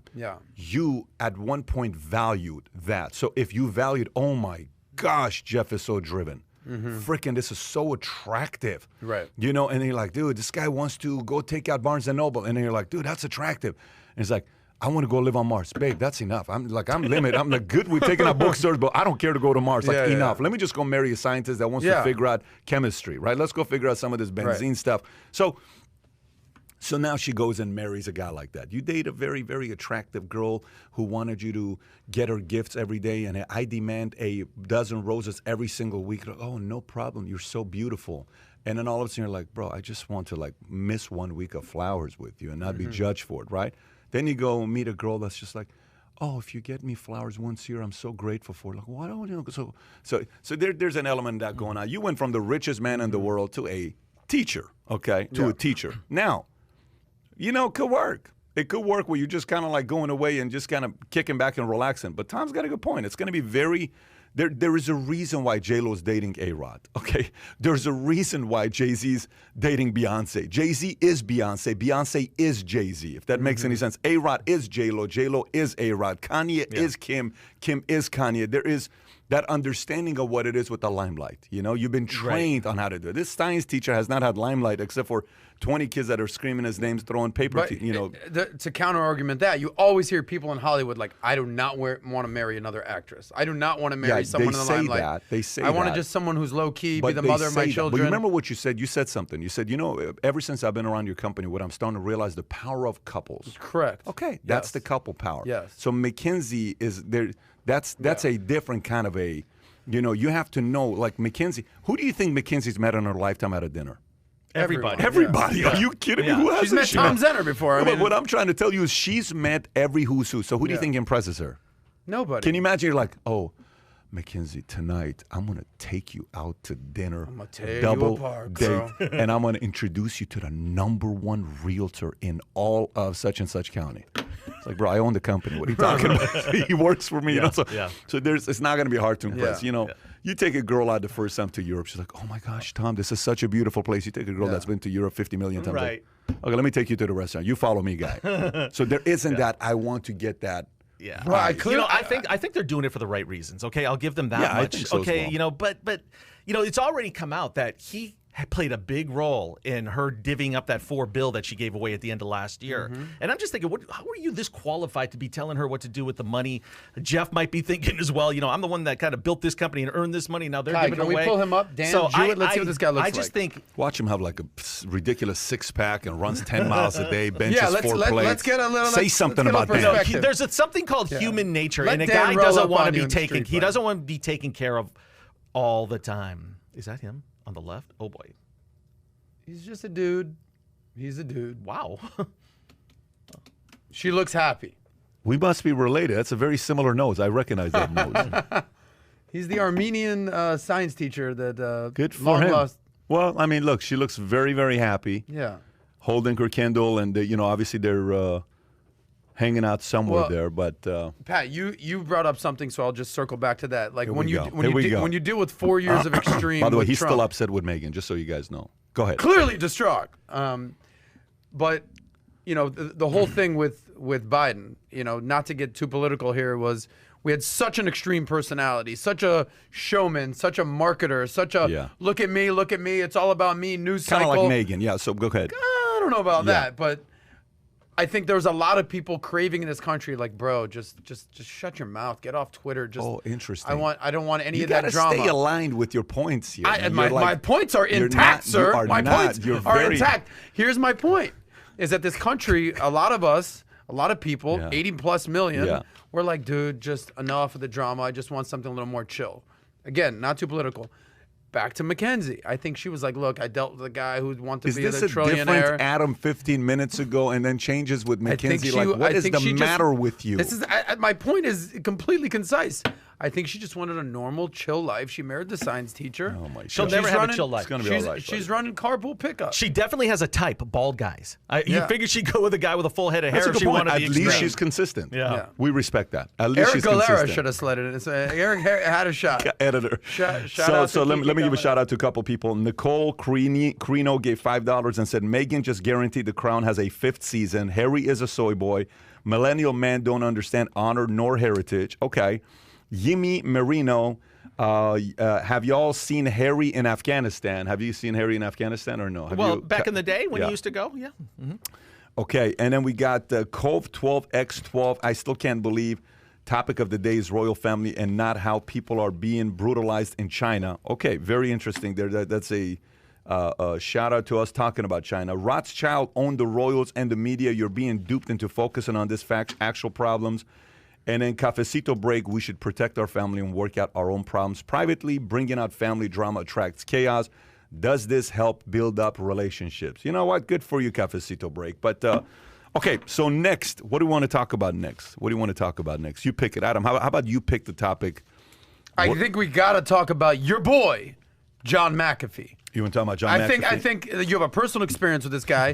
He's all over the news. Crypto, Bitcoin blowing up. He's an interesting guy, and he might be facing life in prison. So John McAfee. Let's hear this story. Kai, And I know can you pull up the interview with him and I where he pulls up the gun? I think it's like 43 minutes. I don't know the exact time. That's what I want, baby. I want that story. So antivirus magnate John McAfee has been indicted on federal charges related to fraudulent promotion of cryptocurrencies. Cybersecurity mogul and former presidential candidate is a variety of charges brought up by U.S. Department of Defense. His executive advisor raked in more than $13 million from investors through a variety of means related to cryptocurrencies. The first scheme was scalping, also known as pump and dump, when McAfee's cryptocurrency team allegedly purchased large amounts of digital coins at low prices, knowing that McAfee would then endorse them on Twitter. This is exactly what my concern is with Musk, by the way, what I talked about the other day. This is my concern with Musk, that he's playing with fire. He irritates the wrong person. They could do something to the guy. They could do what they did to Trump to him. The first scheme was scalping. And it dumped. Okay, McAfee then allegedly recommended such coins without disclosing he owned them. Yep. Finally, the cryptocurrency team allegedly sold the cryptocurrencies following temporary price spikes that were generated by McAfee's tweets. A second alleged scheme in which McAfee and his team members used McAfee's Twitter account to promote initial coin offerings without disclosing they were being paid to do so. If found guilty, McAfee 75 faces a potential maximum prison sentence that would amount to a life sentence. Mm-hmm. Thoughts? Let me get your guys' guess on number one. How old do you think he is? Well, I think he's 75. I think I already. He's 75. Yeah, correct. I just said 75. Okay. At his peak, what was his net worth, and what do you think his net worth is now? Peak was $100 million. Okay. Yeah. What is it now? Less than $5 million. You're absolutely right. Yeah. He was worth $100 million at one point. I think he sold his company to Intel, McAfee Security. If you ever go on your computer, you know, your antivirus. You know what it's worth today, right? Something insane, right? 20 plus. Yeah, 20 billion, right? Ridiculous. It's owned by Intel. He sold it, cashed out, 20 plus years ago, was living his life. Now he's worth, quote unquote, $4 million. Okay. So anyone who was worth $100 million at one point, built this ridiculous company, was doing whatever the hell you wanted to do, and now you're worth basically $4 million. What kind of desperate measures are you willing to do? What kind of pump and dump schemes are you willing to go along with? Well, to just get back in the limelight. He spent his money partying hardcore. The guy partied like a... He was Dan Bilzerian before there was Dan Bilzerian. He was the original playboy. If there was social media when McAfee doing what McAfee was doing, McAfee would probably have 100 million followers today. His life, what he was doing, was ridiculous. In the 90s, 2000s, when was You this? ever seen his documentary? No, I don't recommend seeing his documentary if you don't like to see weird, kinky, sexual, desirable things. That's not my style. Yes, man. so I if kinda you get watch, very conservative. then you may want to watch. Yeah. Actually, if you actually like what he does in his documentary, that would say a lot about you. Well, But I go think, ahead. you know what? My first impression is exactly what you say with your experience with him, with the documentary and everything. He's a weirdo. I mean, he's got this genius thing going for him in a positive and negative way. But let's get to this case. Is he guilty or innocent? It seems like even Marcia Clark could win this trial. I mean, this one seems really, really obvious. It centers around this cryptocurrency called Seether, right? Where he said he told the feds that he had no involvement in it whatsoever. But the same day, he privately wrote to the Seether's founder, quote, "For the next few weeks, take my name off your site. I want to be able to leverage my Twitter with people assuming I have no relationship with you." So there seems to be a smoking gun and a real trail here. So he's already in custody, I think, isn't he? I think he's in custody. He's in been Europe in hiding right now. in Belize, and then he went to Guatemala. So I would He's been imagine, in his Central goose is America. cooked. He's done. They're probably going to get him, and it's over. I would imagine this is the final chapter for him. That would be my prediction. Well, he's already been all up in the news headlines for tax evasion. That was prior to this. Yeah, but do you know why he got arrested on the island he was living in? Let's You know hear the it. whole Let's- story. no, tell the story. Do you actually know the story? I or do not. I want Do to you hear know the the story? No. Okay, this is a Because he is in Yeah. custody, isn't Oh he? yeah. So he goes and gets this house, beautiful home. In where? Belize? And I think it's Belize. Yeah. And his neighbor is a guy that got the house right next to him because he wanted to retire. He just wanted to have a peaceful life. So then he shows up. McAfee's your neighbor. He had a pit bull with in the dogs, backyard. This pit bull would bark nonstop. McAfee's dog. McAfee's dog would bark nonstop. And the neighbor says, "You got to do something about your dog. I'm trying to have a peaceful life here for retirement. Your dog's going crazy." So, well, what does the neighbor do? The neighbor says, gives the pit bull a poisoned steak. Oh. He poisons the steak, gives it to the He dog. murdered the dog. McAfee comes to the back and sees his dog dead. He says, "You got to be kidding me. This is a story." He sees that. He hires somebody locally to go take the guy out. He takes the guy out. Wow. And Allegedly. then he tries to run out the country, and he got arrested, et cetera, et cetera. So that's one of the stories. But, the guy's got... He's on edge. So we showed up to his house, if you want to pull up the video. So we show up to his house. I'm in the car. I'm having a call. Was it 43 minutes? 43 minutes. So I'm in the car, and I'm, talking to Tom. And Mario says, "Hey Pat, you may want to come inside because these guys are freaking out that you're parked outside on the phone and the car's still on. Please turn it off." I'm like, How long "What?" ago was this interview? By the I way? don't know, 3 years ago. Where were something you? Like Where that. did you do it? Tennessee, at his Okay, house. in Tennessee. Yeah, so they go May 7th, exactly, 34 months ago, right? So I'm in the car. He says, "Come inside." I said, "What happened?" He said, "We just got frisked." And so the guy, our camera guy at the time, he was frightened. He's like, "What the hell is going on, Luis, right? He is purely panicking, okay?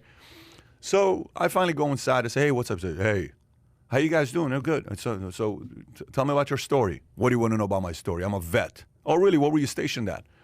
Oh, you know, I was in Navy SEAL and a Ranger. One guy's a Navy SEAL, one guy's a Ranger. I said, no way. I was at Fort Campbell, Kentucky. Really? What was your MOS? I was a 63 Bravo. What unit were you at? 326 Engineers. Okay, this motherfucker knows what he's talking about. He's like, we won't kill you. Hey, come on, man. Bring out the whiskey. So we go there, bring it out. He said, listen, man, we got 5 prostitutes upstairs. You want to go? I'm not even kidding with you. So I'm like, yeah, I appreciate the offer. It's okay. Thanks. It's okay. Let me rain check. And I'm sitting there, I'm like, but like, dude, you know, so we start, and these guys were really cool guys. There's 10 AK-47s on the table. Oh, my. I'm not even kidding with you. 10 AK-47s. These are his security guards? Yeah, these are one security guards. There is at least 10 German Shepherds outside, okay? And then all you hear is this sound. Like a chain, massive sound of chain. Like, I have no idea what's going on. It's the garage opening, but you've never heard a sound. It's as if it's a 7-ton garage wall, whatever that's open. So it opens up. It's, oh, shoot, he's here. The dogs start barking. It's, he's here. So I'm waiting. He shows up. He has a gun on his side. When you see the interview, McAfee. Fully loaded, okay? He has whiskey. He's smoking while he does the interview. In the middle of the interview, somebody knocks on the door. One of the guys jumps up, goes to the door with a gun, seeing who's at the door. In the middle of the interview, you just got to see this to believe it, because this almost sounds fake, but you got to see what happens here. What is he going through? See the guy? Russia. Pat does not even move. Look at the gun to the Thank God for the two-shot. Go back a little bit. Go back a little bit to for- show it again with the door knock. Go back 10 more seconds. Russia, you've got 50 different options. So watch.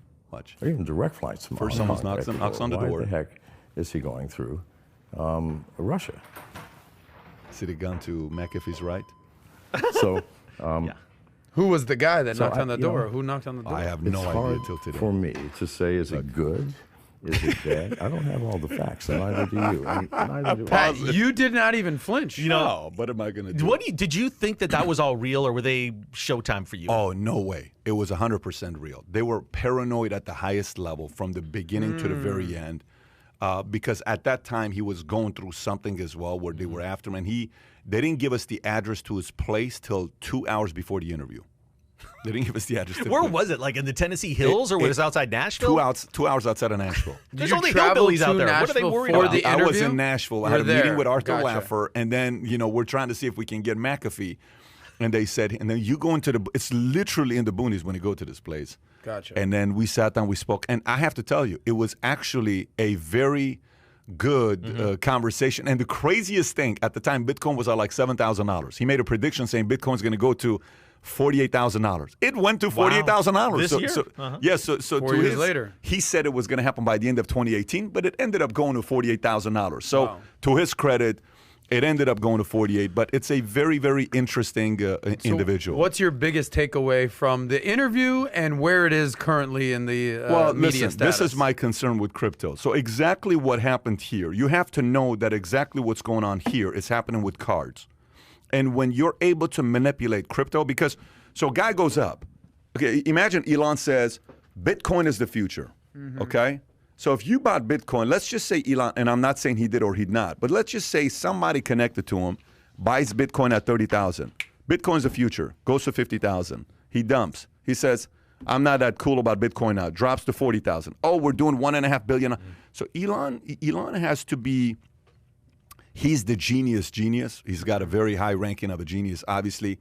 But, you have to be careful. If you think you're untouchable, the way you become untouchable is you typically have upset a few people on your way to the top.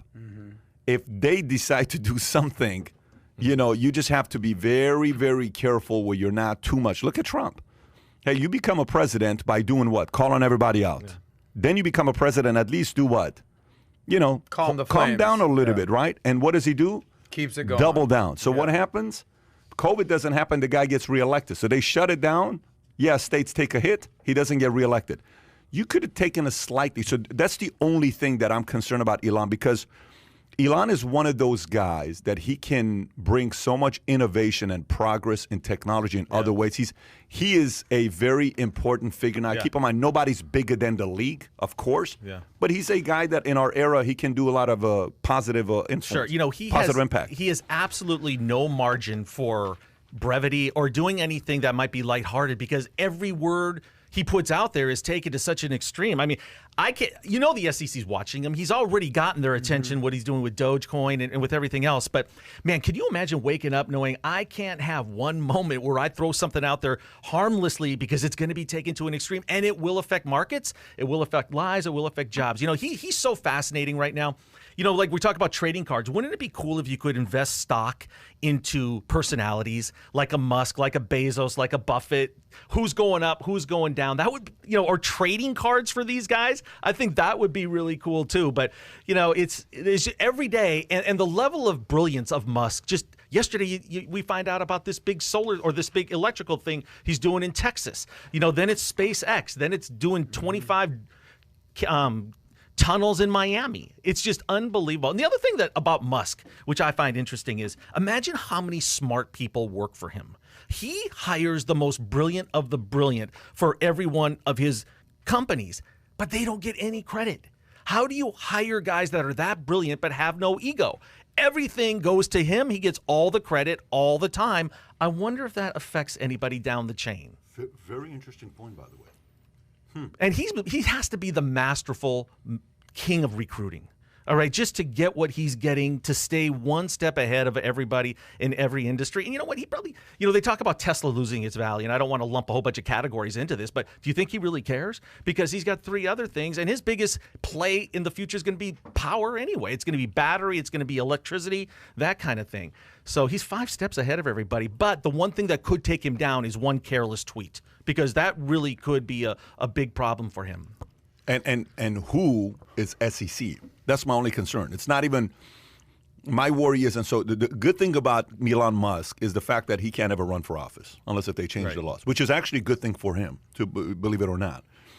Because he was born in South Africa, you're saying? Yeah, but the challenge for him, his enemy is not Jack Dorsey. His enemy is going to be SEC. That's who he has to keep an eye out. The regulators. Yep. Okay, the regulators have to keep an eye out. And for anybody else that's kind of watching, that's, you know, on the crypto side, that you were thinking about the pump and dump, you're going to see how quickly stories like this hurts crypto people. This doesn't help crypto people. So, correct. So I don't know if this makes sense or not. The folks who are in crypto don't want stories like this. You want legitimacy. You want normalcy. You don't want stories like this. So let's give the legitimacy story to the crypto people, and let's go to JP Morgan that just posted a job posting that says they want 34 blockchain jobs at the beef up JP Morgan coin, right? So U.S. mega bank JP Morgan Chase has 34 open blockchain job postings on its website. It's quite possibly a record for any company in the crypto market. Many of the jobs related to Onyx, the division created last October to oversee JP Morgan coin. A search for blockchain or JP Morgan's career pages actually brings up 56 open positions, with 34 including the tech and the job title. In contrast to this, Goldman Sachs, which recently said it's starting a crypto trading desk, has just 2 blockchain cryptocurrency job openings. Morgan Stanley has also 2. By the way, 2 to 34. That's 17 times more. When you see this, what do you think when you see this? Adam, what do you think when you see this kind of stuff with JP Morgan hiring 34, Goldman 2, Morgan 2? Yeah, I mean, it's this. We just talked about legitimizing Bitcoin. Yeah. You don't want to see a story like McAfee out there because, you know, years ago, not too long ago, when you thought of Bitcoin and crypto, it was all illegal, drug dealing, you know, shady type stuff, and now it's gone mainstream, right? Like, it just recently hit $1 trillion market cap. It's come down a little bit, but it's at $960 billion market cap. The whole thing here is legitimizing and making this cryptocurrency mainstream, and the cornerstone behind Bitcoin is this blockchain. So when you start to see companies like Tesla and Square and Visa and PayPal and everyone kind of accepting this, and Tesla pumped in, you know, 5% of its cash reserves, $1.5 billion. And then you start to see these, you know, big time banks, JP Morgan Chase, look for, opportunities to basically enter their states. Like they're building their JPM coin. It's ridiculous. And I don't read too much into the fact that Goldman Sachs only has 2 potential positions, because you talk about it all the time, that they only have 400 advisors across the country, whereas a Merrill might have 5,000, right? So what's the numbers on that you talk about that all the time? So it's just, this is mainstream. It's legitimizing everything that's going on, and you're just sort of weeding out the bad apples, like the McAfees of the world, who are trying to get involved in pump and dump. Yeah, I think this is a huge play for JP Morgan. I think if you're a client to them, you got to be really feeling good and knowing that you got some smart people leading that company. They say that they're not looking just to hire for 34 jobs. They're looking for experts. They're going to Singapore. They're going to India. They want the best of the best of the best. You mentioned some of their competitors. I mean, someone has to dominate in this space, and they're saying it's going to be us. They're planting their flag in the sand, and it's a really, really smart move. Saks, like you said, has 2 job openings. BNY Mellon has 4. I guarantee you the CEOs of these other companies, when they saw this, are going, oh, shit. They're owning this space. Not a good look, because there's a finite amount of talent out there for people that do this kind of thing. If you go after them and say, I'm going to get the 34 best in the world, everybody else is getting scraps. They're going to dominate because of this aggressiveness, I think. Well, you're not buying Bitcoin, though. No. You mentioned this. What do you mean I'm not buying? Meaning you're not like... No, listen, some people missed it. I'm in the category of missing it. Anybody that got in early on the Bitcoin side and they bought it at $100 or $200 or $500. Guy said the other day, my friend bought in 2007 $500 of Bitcoin. The guy's a Deca guy right now, right? And from 2007 to today. Yeah, no, it's in the direction we're going. I always believed in the technology. I thought the regulation would come sooner. I thought the regulation would come sooner, where somebody like a Janet Yellen is going to come in and participate and kind of make it a little bit ugly. But look, more power to the Bitcoin community for getting this kind of publicity that they're getting, specifically with companies with smart people like JP Morgan Chase, Morgan and Goldman, that are entering the market. Well, you talked about Janet Yellen's of the world. Jerome Powell, chairman of the Fed, recently came out and he's basically said that they're looking into the crypto space, not to, take away the prowess of the dollar, but to complement it. And I think it was 86% of all central banks are also looking to this across the globe. So. And when a central bank implements a currency, it is like, companies don't have to accept it. Like Bitcoin, Tesla doesn't have to accept Bitcoin. They can make a choice. No question about it. But if a Federal Reserve of a European bank comes out and says, no, we're accepting this now, it's now the law of the land. It's official. It's official. Yeah, it's official. Like now, a referee with a whistle. Now it determines the pricing of it. Now it's going to be, is it priced right? Is it overpriced? Is it going to go higher? Is it going to go lower? No one knows. But it is something that is official, and there's nothing you and I can do about it. It's here. Yeah, for sure. Crypto's not going away. And I have a good friend who's in this space, who's really kind of an expert in it. We did a story with him on VT Post a few weeks ago, and he really broke it down. It's not like these businesses say, hey, we're just going to start accepting Bitcoin. They're accepting payments from processors who process the transaction from Bitcoin. So it's not like mom and pop shop or a restaurant, can't do. They can, because of these processing companies that do, take the Bitcoin and then turn it into cash for these guys. So, I mean, it's going to become so much more mainstream than it is now. We've heard more about Bitcoin in the last 4 or 5 months than we have in the last 4 or 5 years. Obviously, it's going up. But, man, when you're talking about politics and chaos, Les, there's other things to talk about. And it's like we've landed on stocks, the market, and these big icons in the industries. It's awesome. It's awesome for them. Listen, all I can say is I love seeing anybody that comes up with an idea, whether you believe it's going to happen or not, for them to succeed and go up against the grain.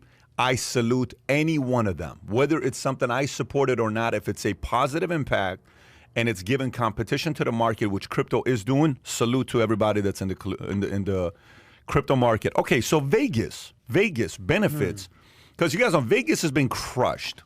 I went to MGM to get a tour there at Grand Arena.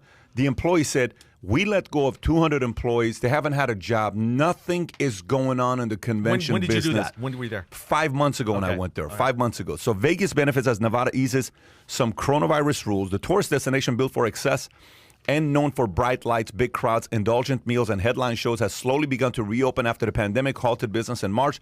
Nevada Governor Steve Sisolak has signed a emergency order adjusting the minimum distance between performers and audience members that previously challenged the return of production to Las Vegas. Previously, performers were required to maintain 25 feet of space between audience as a precaution against the crowd. 25 feet. I mean, that guy took it to a whole different, not 6 feet social distancing, 25. I mean, apparently these entertainers can spit pretty long. I mean, they're record-breaking spitters, apparently, if that's even a word. So, but some smaller venues could not accommodate the restriction. The no emergency directive, effective immediately, updates the minimum distancing to 6 feet if performers were wearing masks. If performers were wearing masks, and 12 feet if they're not wearing masks. I mean, I cannot believe if performers were. Can you imagine Justin Bieber performing with a mask on? I mean, that just makes no sense to me, Tom. Yeah, you know, I think no city's probably been hit harder than Vegas. I mean, for Las Vegas to become a ghost town, that's depressing for this country. And that's what it was, literally, for a long time.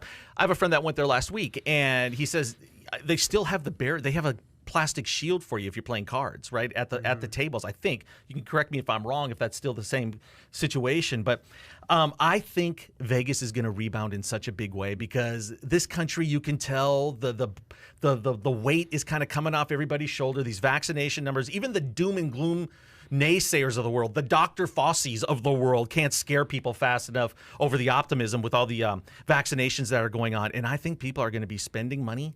You know, they're talking, the economy is doing okay. They're talking about a 4% unemployment rate by the end of this year. So that means there's going to be money out there to spend. And I think people are going to make up for lost time. So if Vegas is opening up a little bit right now, like for me, I want to go out there sooner than later because it's going to be so damn crowded that it won't even be fun later in the year. But, you know, I like a forward-thinking governor who knows tourism is our number one thing. Vegas runs this state. We got to change some rules to make it happen. By the way, what's the social distancing at some of the strip clubs? I mean, are they have to stay 25 feet apart? I mean, that probably affects their cash flow. Tom, I don't know. Why don't we go find out, Tom? Why don't we go find out? I think the biggest takeaway that you can see going on with news from Vegas, what's happening in the markets, what's happening in the job sector is that hospitality is back, baby. Like leisure, travel, hospitality will make a major return this summer. I mean, I was out in South Beach this weekend. It's like COVID doesn't even freaking exist down there.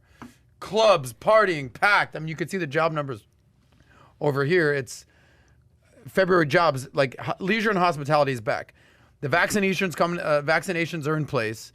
You know, 100 million Americans have already had the vaccine, something like that. By this summer, let's say when the weather starts getting nicer, you know, a couple 100 million Americans are vaccinated. Jobs are back. I think COVID, knock on frickin' wood, will sort of be a thing of the past. I think we'll still obviously, you know, have certain restrictions and certain, you know, ramifications of having it. But, you know, the stock market, you start to see that the FANG stocks and the tech stocks, the NASDAQs have been getting crushed for the past month. Why do you think that is? It's because all the money is going into cruise lines, airlines, companies that specialize in hospitality, because the stock market is forward thinking, not thinking about what's currently happening. It's thinking about what's going to happen in the next 3 to 6 months. And all indications are by the time this summer hits, hopefully back, we have a return to normalcy. And then here's the key terminology that Tom sort of touched on, and it's called pent-up demand. People haven't been able to go out, party, vacation in a freaking year. We're almost at like the 1 year mark of everything shutting down. And I think people just I don't know if that's true, though. You partied hardcore in Addison. You partied hardcore. Yeah, well, it's the Addison. Gecko. It's the Gecko. I mean, you know, shout out to the Gecko and Paul over there. He's quick shout out to Tom Ellsworth's mom, Babs. It's her birthday today. Happy birthday, Babs. Babs is a good friend. Yeah. We once went on a date with, I think, the Lambo or the Ferrari. I took her out, and we had a great time together. She loves speed. I think she went bungee jumping one time in her 70s. Wow. Yeah, pretty Thrill respect. seeker. Babs is Good for legit. Babs. Yes, she is. Yeah, Here's my question to you, Pat. Yeah. How excited are you to get back to a normal Vegas type experience? How excited am I to go back to a normal experience? Vegas type experience. Like, what does that mean, Vegas? Do type? it up. Like, You have it- 21-year-old Vegas type, Pat? Because I don't That have guy the doesn't 21 year. that guy does not Yeah, exist so anymore. which are you talking about? A 35-year-old, a I'm 41-year-old? talking about a 41-year-old Yeah. Vegas experience. Bonanza, greatest show on the industry. I mean, we're gonna be putting the greatest show That's in the what I'm industry. talking That's about, coming up baby. here. What's MGM up? Grand Arena. We'll have 15,000 people at MGM Grand Arena in August, and we're excited about it. We already announced 3 speakers. Joe Coy, comedian. will be performing, and then we'll have Patrick Lencioni, the legendary author, and then we have Frederick De Silva, the #1 illusionist in the world. He is ridiculous. He'll be performing. Very good performer. I've seen him do it multiple times. We've had him come out multiple times. And then we have 3 other speakers and entertainers. One of the biggest showmen in the world will be performing on award ceremony night. It's a name everybody around the world knows with tens of billions of views. We'll be entertaining. It's a massive check, but we're excited to have him there as well. And then another person that everybody around the world knows. He officially inked yesterday. He signed yesterday.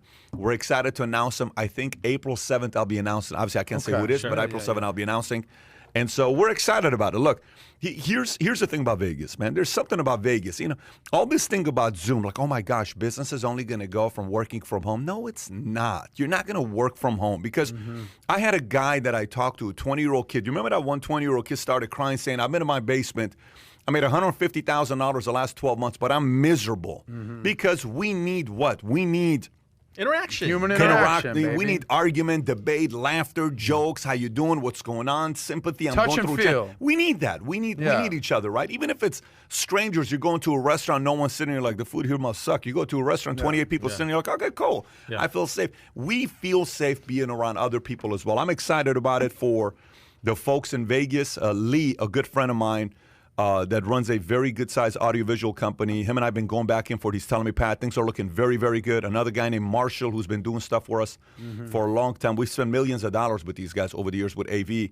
They're saying things are headed in the right direction in Vegas, and not just Vegas, other places as well. Obviously, Florida led the way when it comes down to anything to do with, what do you call it? COVID Convention, sports, bubble. Sure. You know, they were leading the way, and it's good to see now others following suit as well. Well, I know you're super excited for what will happen in Vegas, and this might be a good segue to that Zoom story that's in the news. But something that you talked about, and I'll use our friend Tom here as a case test, a dummy, if you will. Something that you've talked about, the buddy in the basement, something that you do here at Valuetainment at PHP is, Pat. Sometimes Pat shows up in your office and goes, how you doing, man? What's up? What's up? Cool. And that's it. And that, just someone just rolling up on you, just checking in on you, bud. You good? Cool, is so freaking powerful, man. Especially from a CEO. And people don't get that these days. You know, like Pat shows up in your office, you're like, hey, what's up? Just saying what's up. And just that human interaction is obviously we need it. Oh my gosh. So just, hey man, just all good. Look, like there it's more than just like, you're like, oh shit, what's up? You know, like it just shakes you up a little bit. We're humans, we're touching, we're talking. This is needed, just like, water, food, shelter. Human interaction is essential. Yeah. I mean, you mentioned the Zoom thing. There's a thing called Zoom gloom, and it's real. There's a Stanford professor that spent 9 months looking at this, and there's so much evidence of why it's bad. It is not good. We've all hit a breaking point. And if you think it's good for you, you think you like the freedom of not having traffic, ultimately this is going to destroy a lot of things in society. Yesterday, I'm on the plane coming out here, and like you have a little interaction with someone, you try to smile at them, it's gone. They don't know that you're smiling at them when you have a mask. Yeah. And that's one of the problems with Zoom, too. Here's one of them. It's unnatural to be looking at yourself that long. And that's what you're doing on a Zoom call. You're seeing yourself as well, and nobody looks at themselves that long. Also, you need to be moving around during the day. You need to have some sort of facial expression or have some nonverbal communication, even if it's an eye roll in a meeting if somebody says something stupid. So the Zoom thing, it's funny because Zoom stock just keeps going up and up and up. And I'm, you could say what you want about it, but people have to get back to the office. That's why I think when Twitter came out and said, hey, you can work from home for life. Are you serious? They must be be able to save so much money, by not having these employees come back to the campus for them to say something like that. It doesn't make any sense. I think people will be flocking back and wanting it and craving it. You mentioned that kid in the basement. Let me ask you this. I got a crazy question for you. What is the biggest selling point? Okay, you ever talk to folks who said, I'm never going to get married? Yes. Never going to get married. I'm going to be single for the rest of my life. What is the selling point of staying single the rest of your life? I guess you only have to answer for yourself, or you do whatever you want whenever you want. What else is it? What else is the benefit of being? And by the way, I'm not pointing at you because that's not you. You don't want to be single the rest of your life. No. But when people that say they want to be single the rest of their life, what do they say? Well, how do they sell it to Bill Maher is like the poster child of this. Yeah. I do what I want. Nobody tells me what to do. I come and go as I please. I don't have to deal with the annoying kids. Yep. Changing diapers, drama. You know, as many girlfriends, as you know, many whatever girlfriends as I want. I'm not feeling dating. like I'm doing anything. What do I need companionship for? Exactly. I can have like they're only talking about the upside. Yeah. But, okay. Who are you venting Exactly. to? Who are you talking to? So now watch this. You know how Right. people overly sell you on being married. What's the selling point of marriage? Come hang out with us, like you. I think you did Companionship. Kids, all this other stuff, right? Okay. You know what's the best way to describe Zoom and face-to-face? Zoom, you're single. Face-to-face, you're married. Dude, it's like, I don't have any, I just say, hey, what's going on, all this stuff. Sure. But dude, we need marriage as relationship, man. It's like, how you doing? How you feeling? Like even today, I walk in, Tom's in the corner, boom, boom, boom, you know, pumping out a story. He's writing something like, hey, what's up? Hey, what's up, Pat? And I'm like, hey, what's going on? So I think the and when we work face to face, what happens more? More arguments, more challenges, more differences, more I don't know. But that's called relationships. Yeah, but you also have more collaboration Of and course, more things you've done. So what I'm saying is it comes with more conflict, but it also comes with why we're human beings. Yep. Nassim Taleb, which I don't know if you've read any of his book, he wrote Anti-Fragile, Skin in the Game. Have you read any of this guy's book? Let me tell you, if you start one chapter, you will read all of his books. Let me say this one more time. If you read one chapter of Nassim Taleb, go on Amazon, read a free chapter. Once you do, prepare a couple $100 because you're gonna read every single thing he ever wrote. Nassim Taleb, right? And he wrote Skin in the Game, Anti-Fragile, a couple other books as well. Black Swan, yeah. So when you read his book, there's a part of it that he says about, you know, anger. Take this medication to not be angry. Take that medication to not have temper. Take this medication for this. He says, when it rains, I feel a little bit depressed when it rains. He says, guess what? I want to feel depressed. Like I want to be a human being that feels depressed, that it's a little bit gloom, you know, it gets dark and all that. He says, when my team loses, I want that 6-hour annoying, upset feeling for no reason. I didn't lose any money. I don't get paid. I'm not the athlete. But I want that frustration of my team just lost. I got to go to work tomorrow and face Johnny, who's going to tell me, I told you we're going to lose. He says, I want that feeling. He says, when I'm angry, I want to have that feeling. I don't want you to eliminate a part of me being angry because it's what makes me what? A human being, right? It's a human being. So I think people are looking forward to being human beings again. Yeah, and you can be a human being in Vegas all you want, man. People are going to be dying to. Yeah, so that's that part with, we cover that story as well. So what else we got here? You know, let's talk about the $1.9 trillion. What page is that on, by the way? Do you see it or no? Kai, what page is the stimulus on? I thought it was page 4. Is that the price for that island? That private island? Oh, you want to do the island? Kai, do you actually have the picture of the island or no? Pull up the island. It says politics. Oh, there you go. Okay, I see politics. Go to the island. So, folks, if you're looking at buying an island, there's one island on the market. By the way, Jack Dorsey's tweet is what I wanted to go next. So this island, let's see if I got it here. Where's the island at, Kai? Do you have it up? The biggest private island, that island right there, is on the market, and they're starting it at what price? I think you said there was no minimum bid. Yeah, no minimum bid. Yeah. So here we go. Estimated opening bid is biggest like private island $20 in the Bahamas is about to hit the auction block, and there's no minimum bid. The 730-acre undeveloped island known as St. Andrews or Little Ragged Island is the Bahamas' southwest and most largest privately held island currently listed for sale. The estimated opening bid of $19.5 million, according to the auction house holding sale. Bidding opens on March 26, and it requires a $100,000 deposit. The listing notes that the island could be transformed into a private home or resort with enough space for an 18-hole golf course. The island is 10 minutes by boat from the tiny settlement of Duncantown on nearby Ragged Island, which has an airstrip for private planes. It's about 372 miles south of 372 miles southeast of Miami. So it's not far from here. Tim McGraw and Faith Hill listed their 20-acre private island last month on which they build a 6,500 square foot home for $35 million. The 430-acre private island that comes developed with 5 luxury villas, a beach club, and a spa, and a boat docks is now on the market for $45 million. So what do you think about buying an island? Like, is there any dream to want to own an island one day? No. Zero.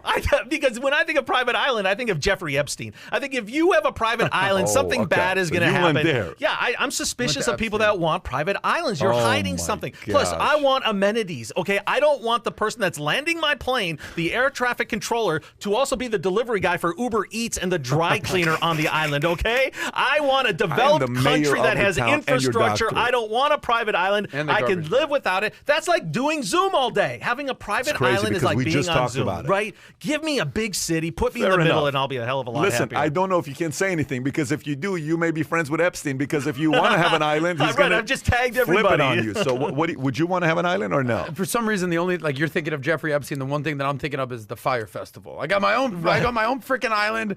I'm throwing a party and I'm ripping people off. But who dreams of having their own island? Is the dream of owning an island shot based on what these guys just said right now? Like, are you like completely done wanting an island? Sam wants one. No, I don't agree at all. You want an island? No. No, you do. So how about you, Sam? Anything with an island or no? Whatever, who cares? Yeah. Kai, you don't have an opinion on an island?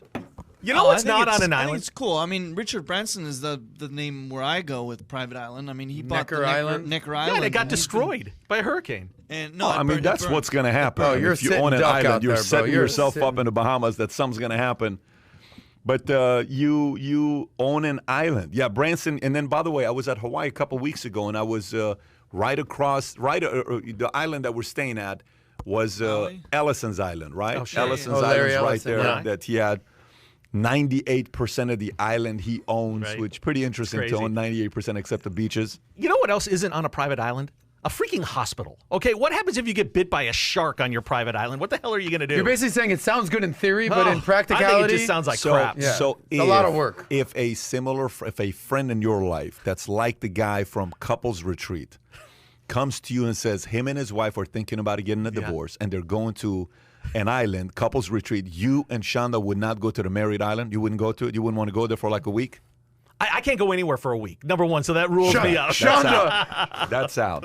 That is officially out. Yeah, I mean, I think there's something about an island. I don't know. I think you're feeling the vibe? What's up? The only thing for me that I think about an island is I think about recruiting people I care about to live together on an island. Like, it's like, listen, if you got all the money in the world, you're 65, we're like, listen, you get your 20 best, couples that you hang out with. You're like, dude, what if we all build a home and we go there and we build a little community for ourselves and we just hang out? What would that look like? I think it'd be a fun weekend. I just don't know how you could sustain it out there. I don't disagree with you. I don't disagree. I don't think you're buying an island to live on an island. Although Larry Ellison is saying he's going to go live on the island and leave California, but I don't know if that's going to be happening. Let me tell you, being a South Florida boy, Miami boy, I only have like a few islands in mind. Fisher Island, Star Island, Hibiscus, Palm Island, South Beach itself is an island. Like, that's the islands that I'm interested in. That's what happens I don't when you want to come be in from a royal family. Yes. A royal Me and family Harry from were Israel. hanging out. The Israeli, the island of Israel. I am still thinking about Blake Griffin going to the Nets. That's still what I'm thinking about. Blake Does Griffin. he have anything left, do you think? Yeah, I think he does. For being a number 4 guy, I think he's probably. a good number 4 guy. I don't think Someone's he's a got a number rebound, 1. right? No, he's a good number 4 guy. By the way, he's actually got good shots, 17-footer, 18-footer. He's going to be a good fit for that team. Yeah. He's going to be a good fit for that team. He's still one of the top, I think, 20 highest paid players in the NBA. Which is a ripoff, but that's the part of the league. They protect the players. Well, look at the NFL. Dak Prescott is now the highest, second guaranteed, highest. 120 million. 122 guaranteed. Oh, really? What do you think about that, though? I go to vtpost.com and you'll see how I think about it. Really? Post the story. Yeah. Go post the story, vtpost.com. The headline's pretty good. You'll have to read the headline. Then if you read Actually, the headline, go to Pat, VT Post. You'll know what I feel Which about one would it it right be, there. Sports? Overpaid Dallas Cowboys to pay Dak Prescott like he's Amazon.com, even though his winning percentage resembles a USB. That's you and your titles, man. That's kind of how I feel about it. Jerry Jones was backed into a corner. He had to do this. Well, go to my last line. I think I had a good analogy at the end. I go, because I was saying Tom Brady has, taken less money. He's wanted other talent there. He doesn't care how highly paid he is. Great. Right? If Tom Brady were to be compensated based on Dak Prescott's criteria, he'd be worth almost as much as the new school teacher husband of Jeff Bezos' ex-wife, Mackenzie Scott. That's a great callback. That is a good callback. So anyway, so I think he had to do it. Jerry Jones had to sign him, but I tell you in that part, the one thing about no matter how much people say about Jerry, there's one thing about Jerry that's very unique. You know what it is? He doesn't change quarterbacks that often.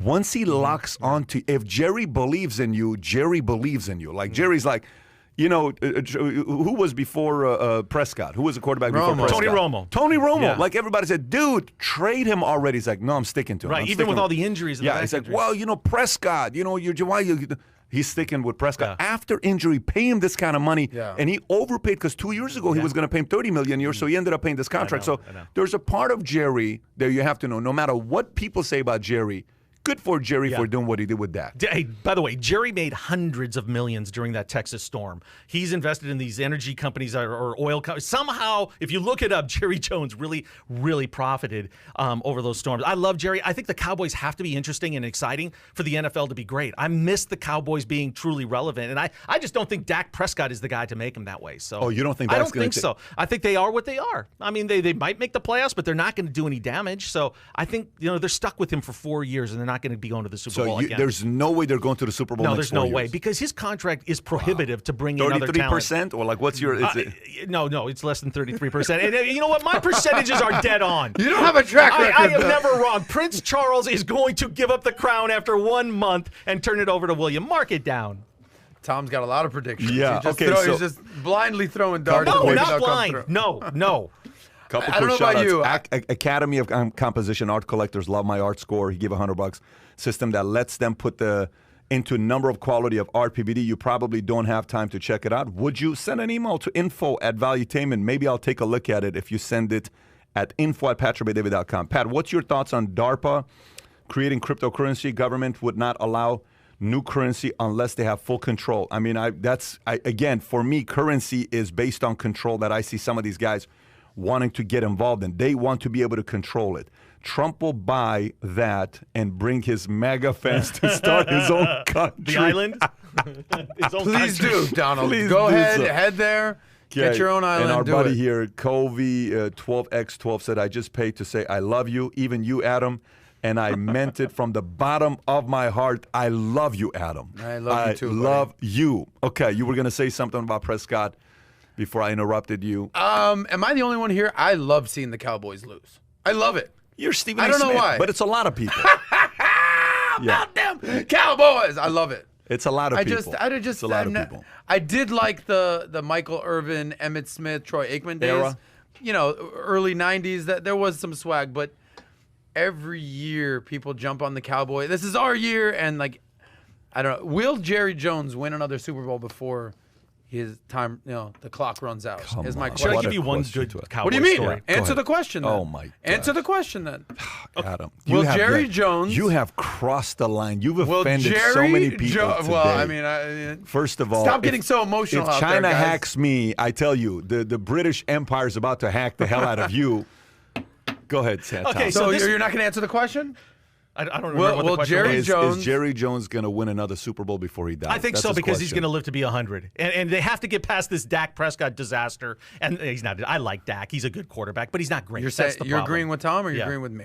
Oh, whether they're going to win? Yes. I'm betting on he's going to win. Yeah, he's an ultimate winner. Everything Yeah, he does. I'm betting he's going to win. Go ahead. taking the Okay, so under. this was after the Super Bowl, the year that the Cowboys beat. It was the one they played in. They beat Pittsburgh. Okay, so they win the Super Bowl, and I was there. We were doing our Sunday night show live on the field right after the Super Bowl. This is when I was working in Chicago, and Jerry Jones couldn't have been cooler. We grab him right at 10:30. Boom, boom, boom. He's doing an interview with him. So then we have just a few minutes left in the show, and I was going to go into the locker room and try to get some interviews with a couple more players. So I'm waiting in line. I finally get into this cramped Cowboys locker room. And out of nowhere, this guy starts calling my name. He's going, my man! My man, we did it! And he's looking right at me. And I was looking behind me to see if he must have been talking to somebody else. Finally, this guy is zeroing in on me. We did, I told you we were going to do it. It was Deion Sanders. So he got me confused outta with here. somebody else. So I thought to myself, let me go over there. He clearly thinks I'm somebody else, but let me run with this. Let me go try to get an interview. We can get him live. I go over there. He hugs me. And did he think I was Chris Fowler? I don't know who he thought I was at the time. So this is classic. So I go, Deion, man. Deion, we only have a couple minutes. Could you come outside and do a quick interview? He goes, my man, you know my motto. If it don't make dollars, it don't make sense. He literally told me that line on the spot. I don't know who he thought he was, but that was his way of not doing the interview. If it don't make dollars, it don't make sense. So that was his way of declining the interview. And to this day, I would love to find out who he thought I was. Because He knew you were. he was like... He did not recognize the great Tom Zenner. Really? My theory is Tom, maybe he he knew thought I was exactly who Chris you were. Fowler of ESPN. I'm not Where, sure. where do you put Deion as the man. greatest athletes of all time? God, Where he's do you got to put- be right up there. When you think about him playing in the Who do Super you Bowl... put ahead of him? Athlete, Jackson. the greatest athlete. You put Bo Bo ahead Jackson. of Deion? Yeah, a little bit. I don't know in either statistic if he did more than Deion did statistically. The one thing One holding... was speed, one was strength. Oh And no they- no no no no! Deion was a 320 hitter. He had a season where he hit 320 in baseball. That ain't easy Yeah. to do that. And Deion had What did Bo hit? 270. Yeah.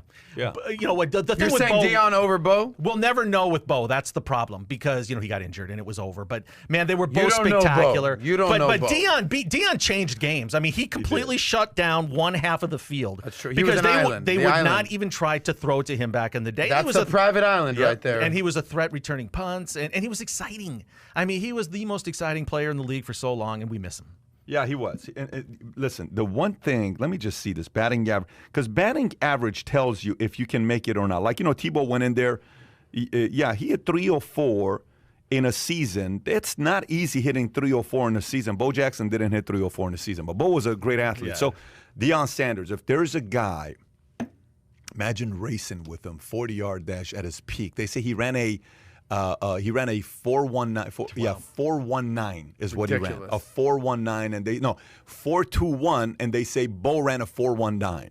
He said Bo just came in, said, "You ready? No stretching, no nothing." Ran a 419, and he left. Insane. Did you hear the latest story with Deion Sanders? No, what is it? He's a head coach. football coach for small school. I think historically black college. Yes. Yeah. I forgot which one. He coached his first game.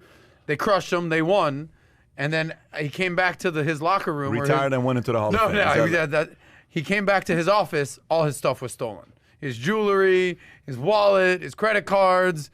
And it was like, obviously, he's like, I got to tell you, I did the press conference. We won the game and all that. But where's my shit?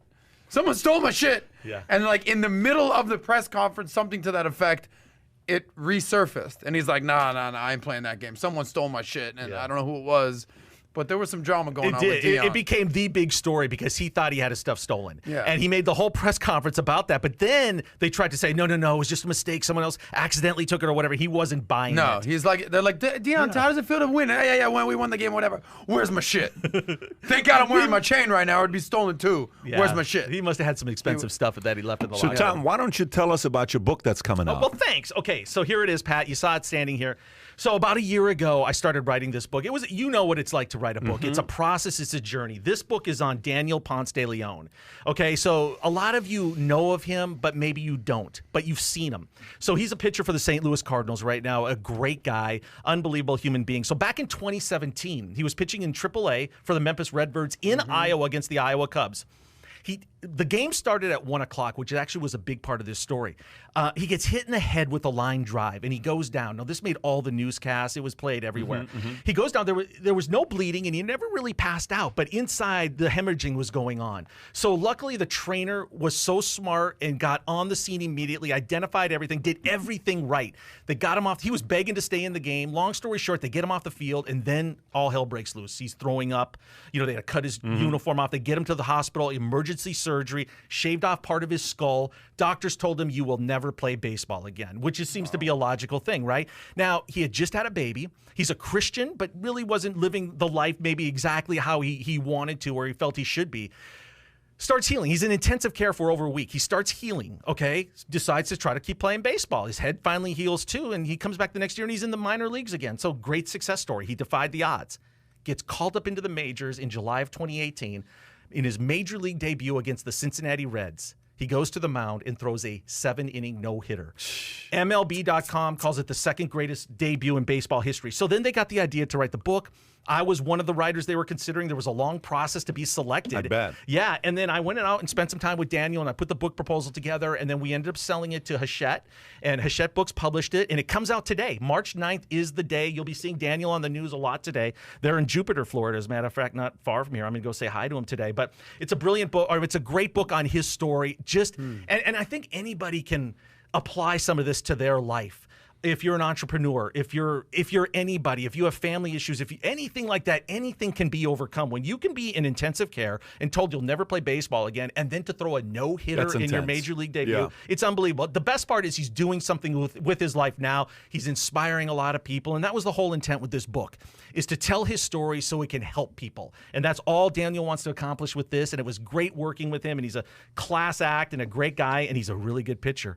I mean, he is one of those power pitchers that strikes out a lot of batters, and now he's with the Cardinals, and he's going to be one of their top players this year. So it's out today. It's a great story how you can overcome any kind of odds with faith, perseverance, and hard work. That's what the bottom line is. And that's something we stand for, Valuetainment, what we talk about, the best of comeback stories and redeeming yourself, redemption. I just added the link there. Great story. I said order Tom's book. It's in the chat box. Kai, let's put it in the comment section as well. Look, if you follow the contest, the podcast, we don't sell you much. We do maybe sponsorships here and there when people ask us and we like the products. If you support us, I suggest you go support Tom Zenner and buy the latest book that came out, One Line Drive, the story of Daniel Ponce de Leon with Tom Zenner. Again, we'll put the link below.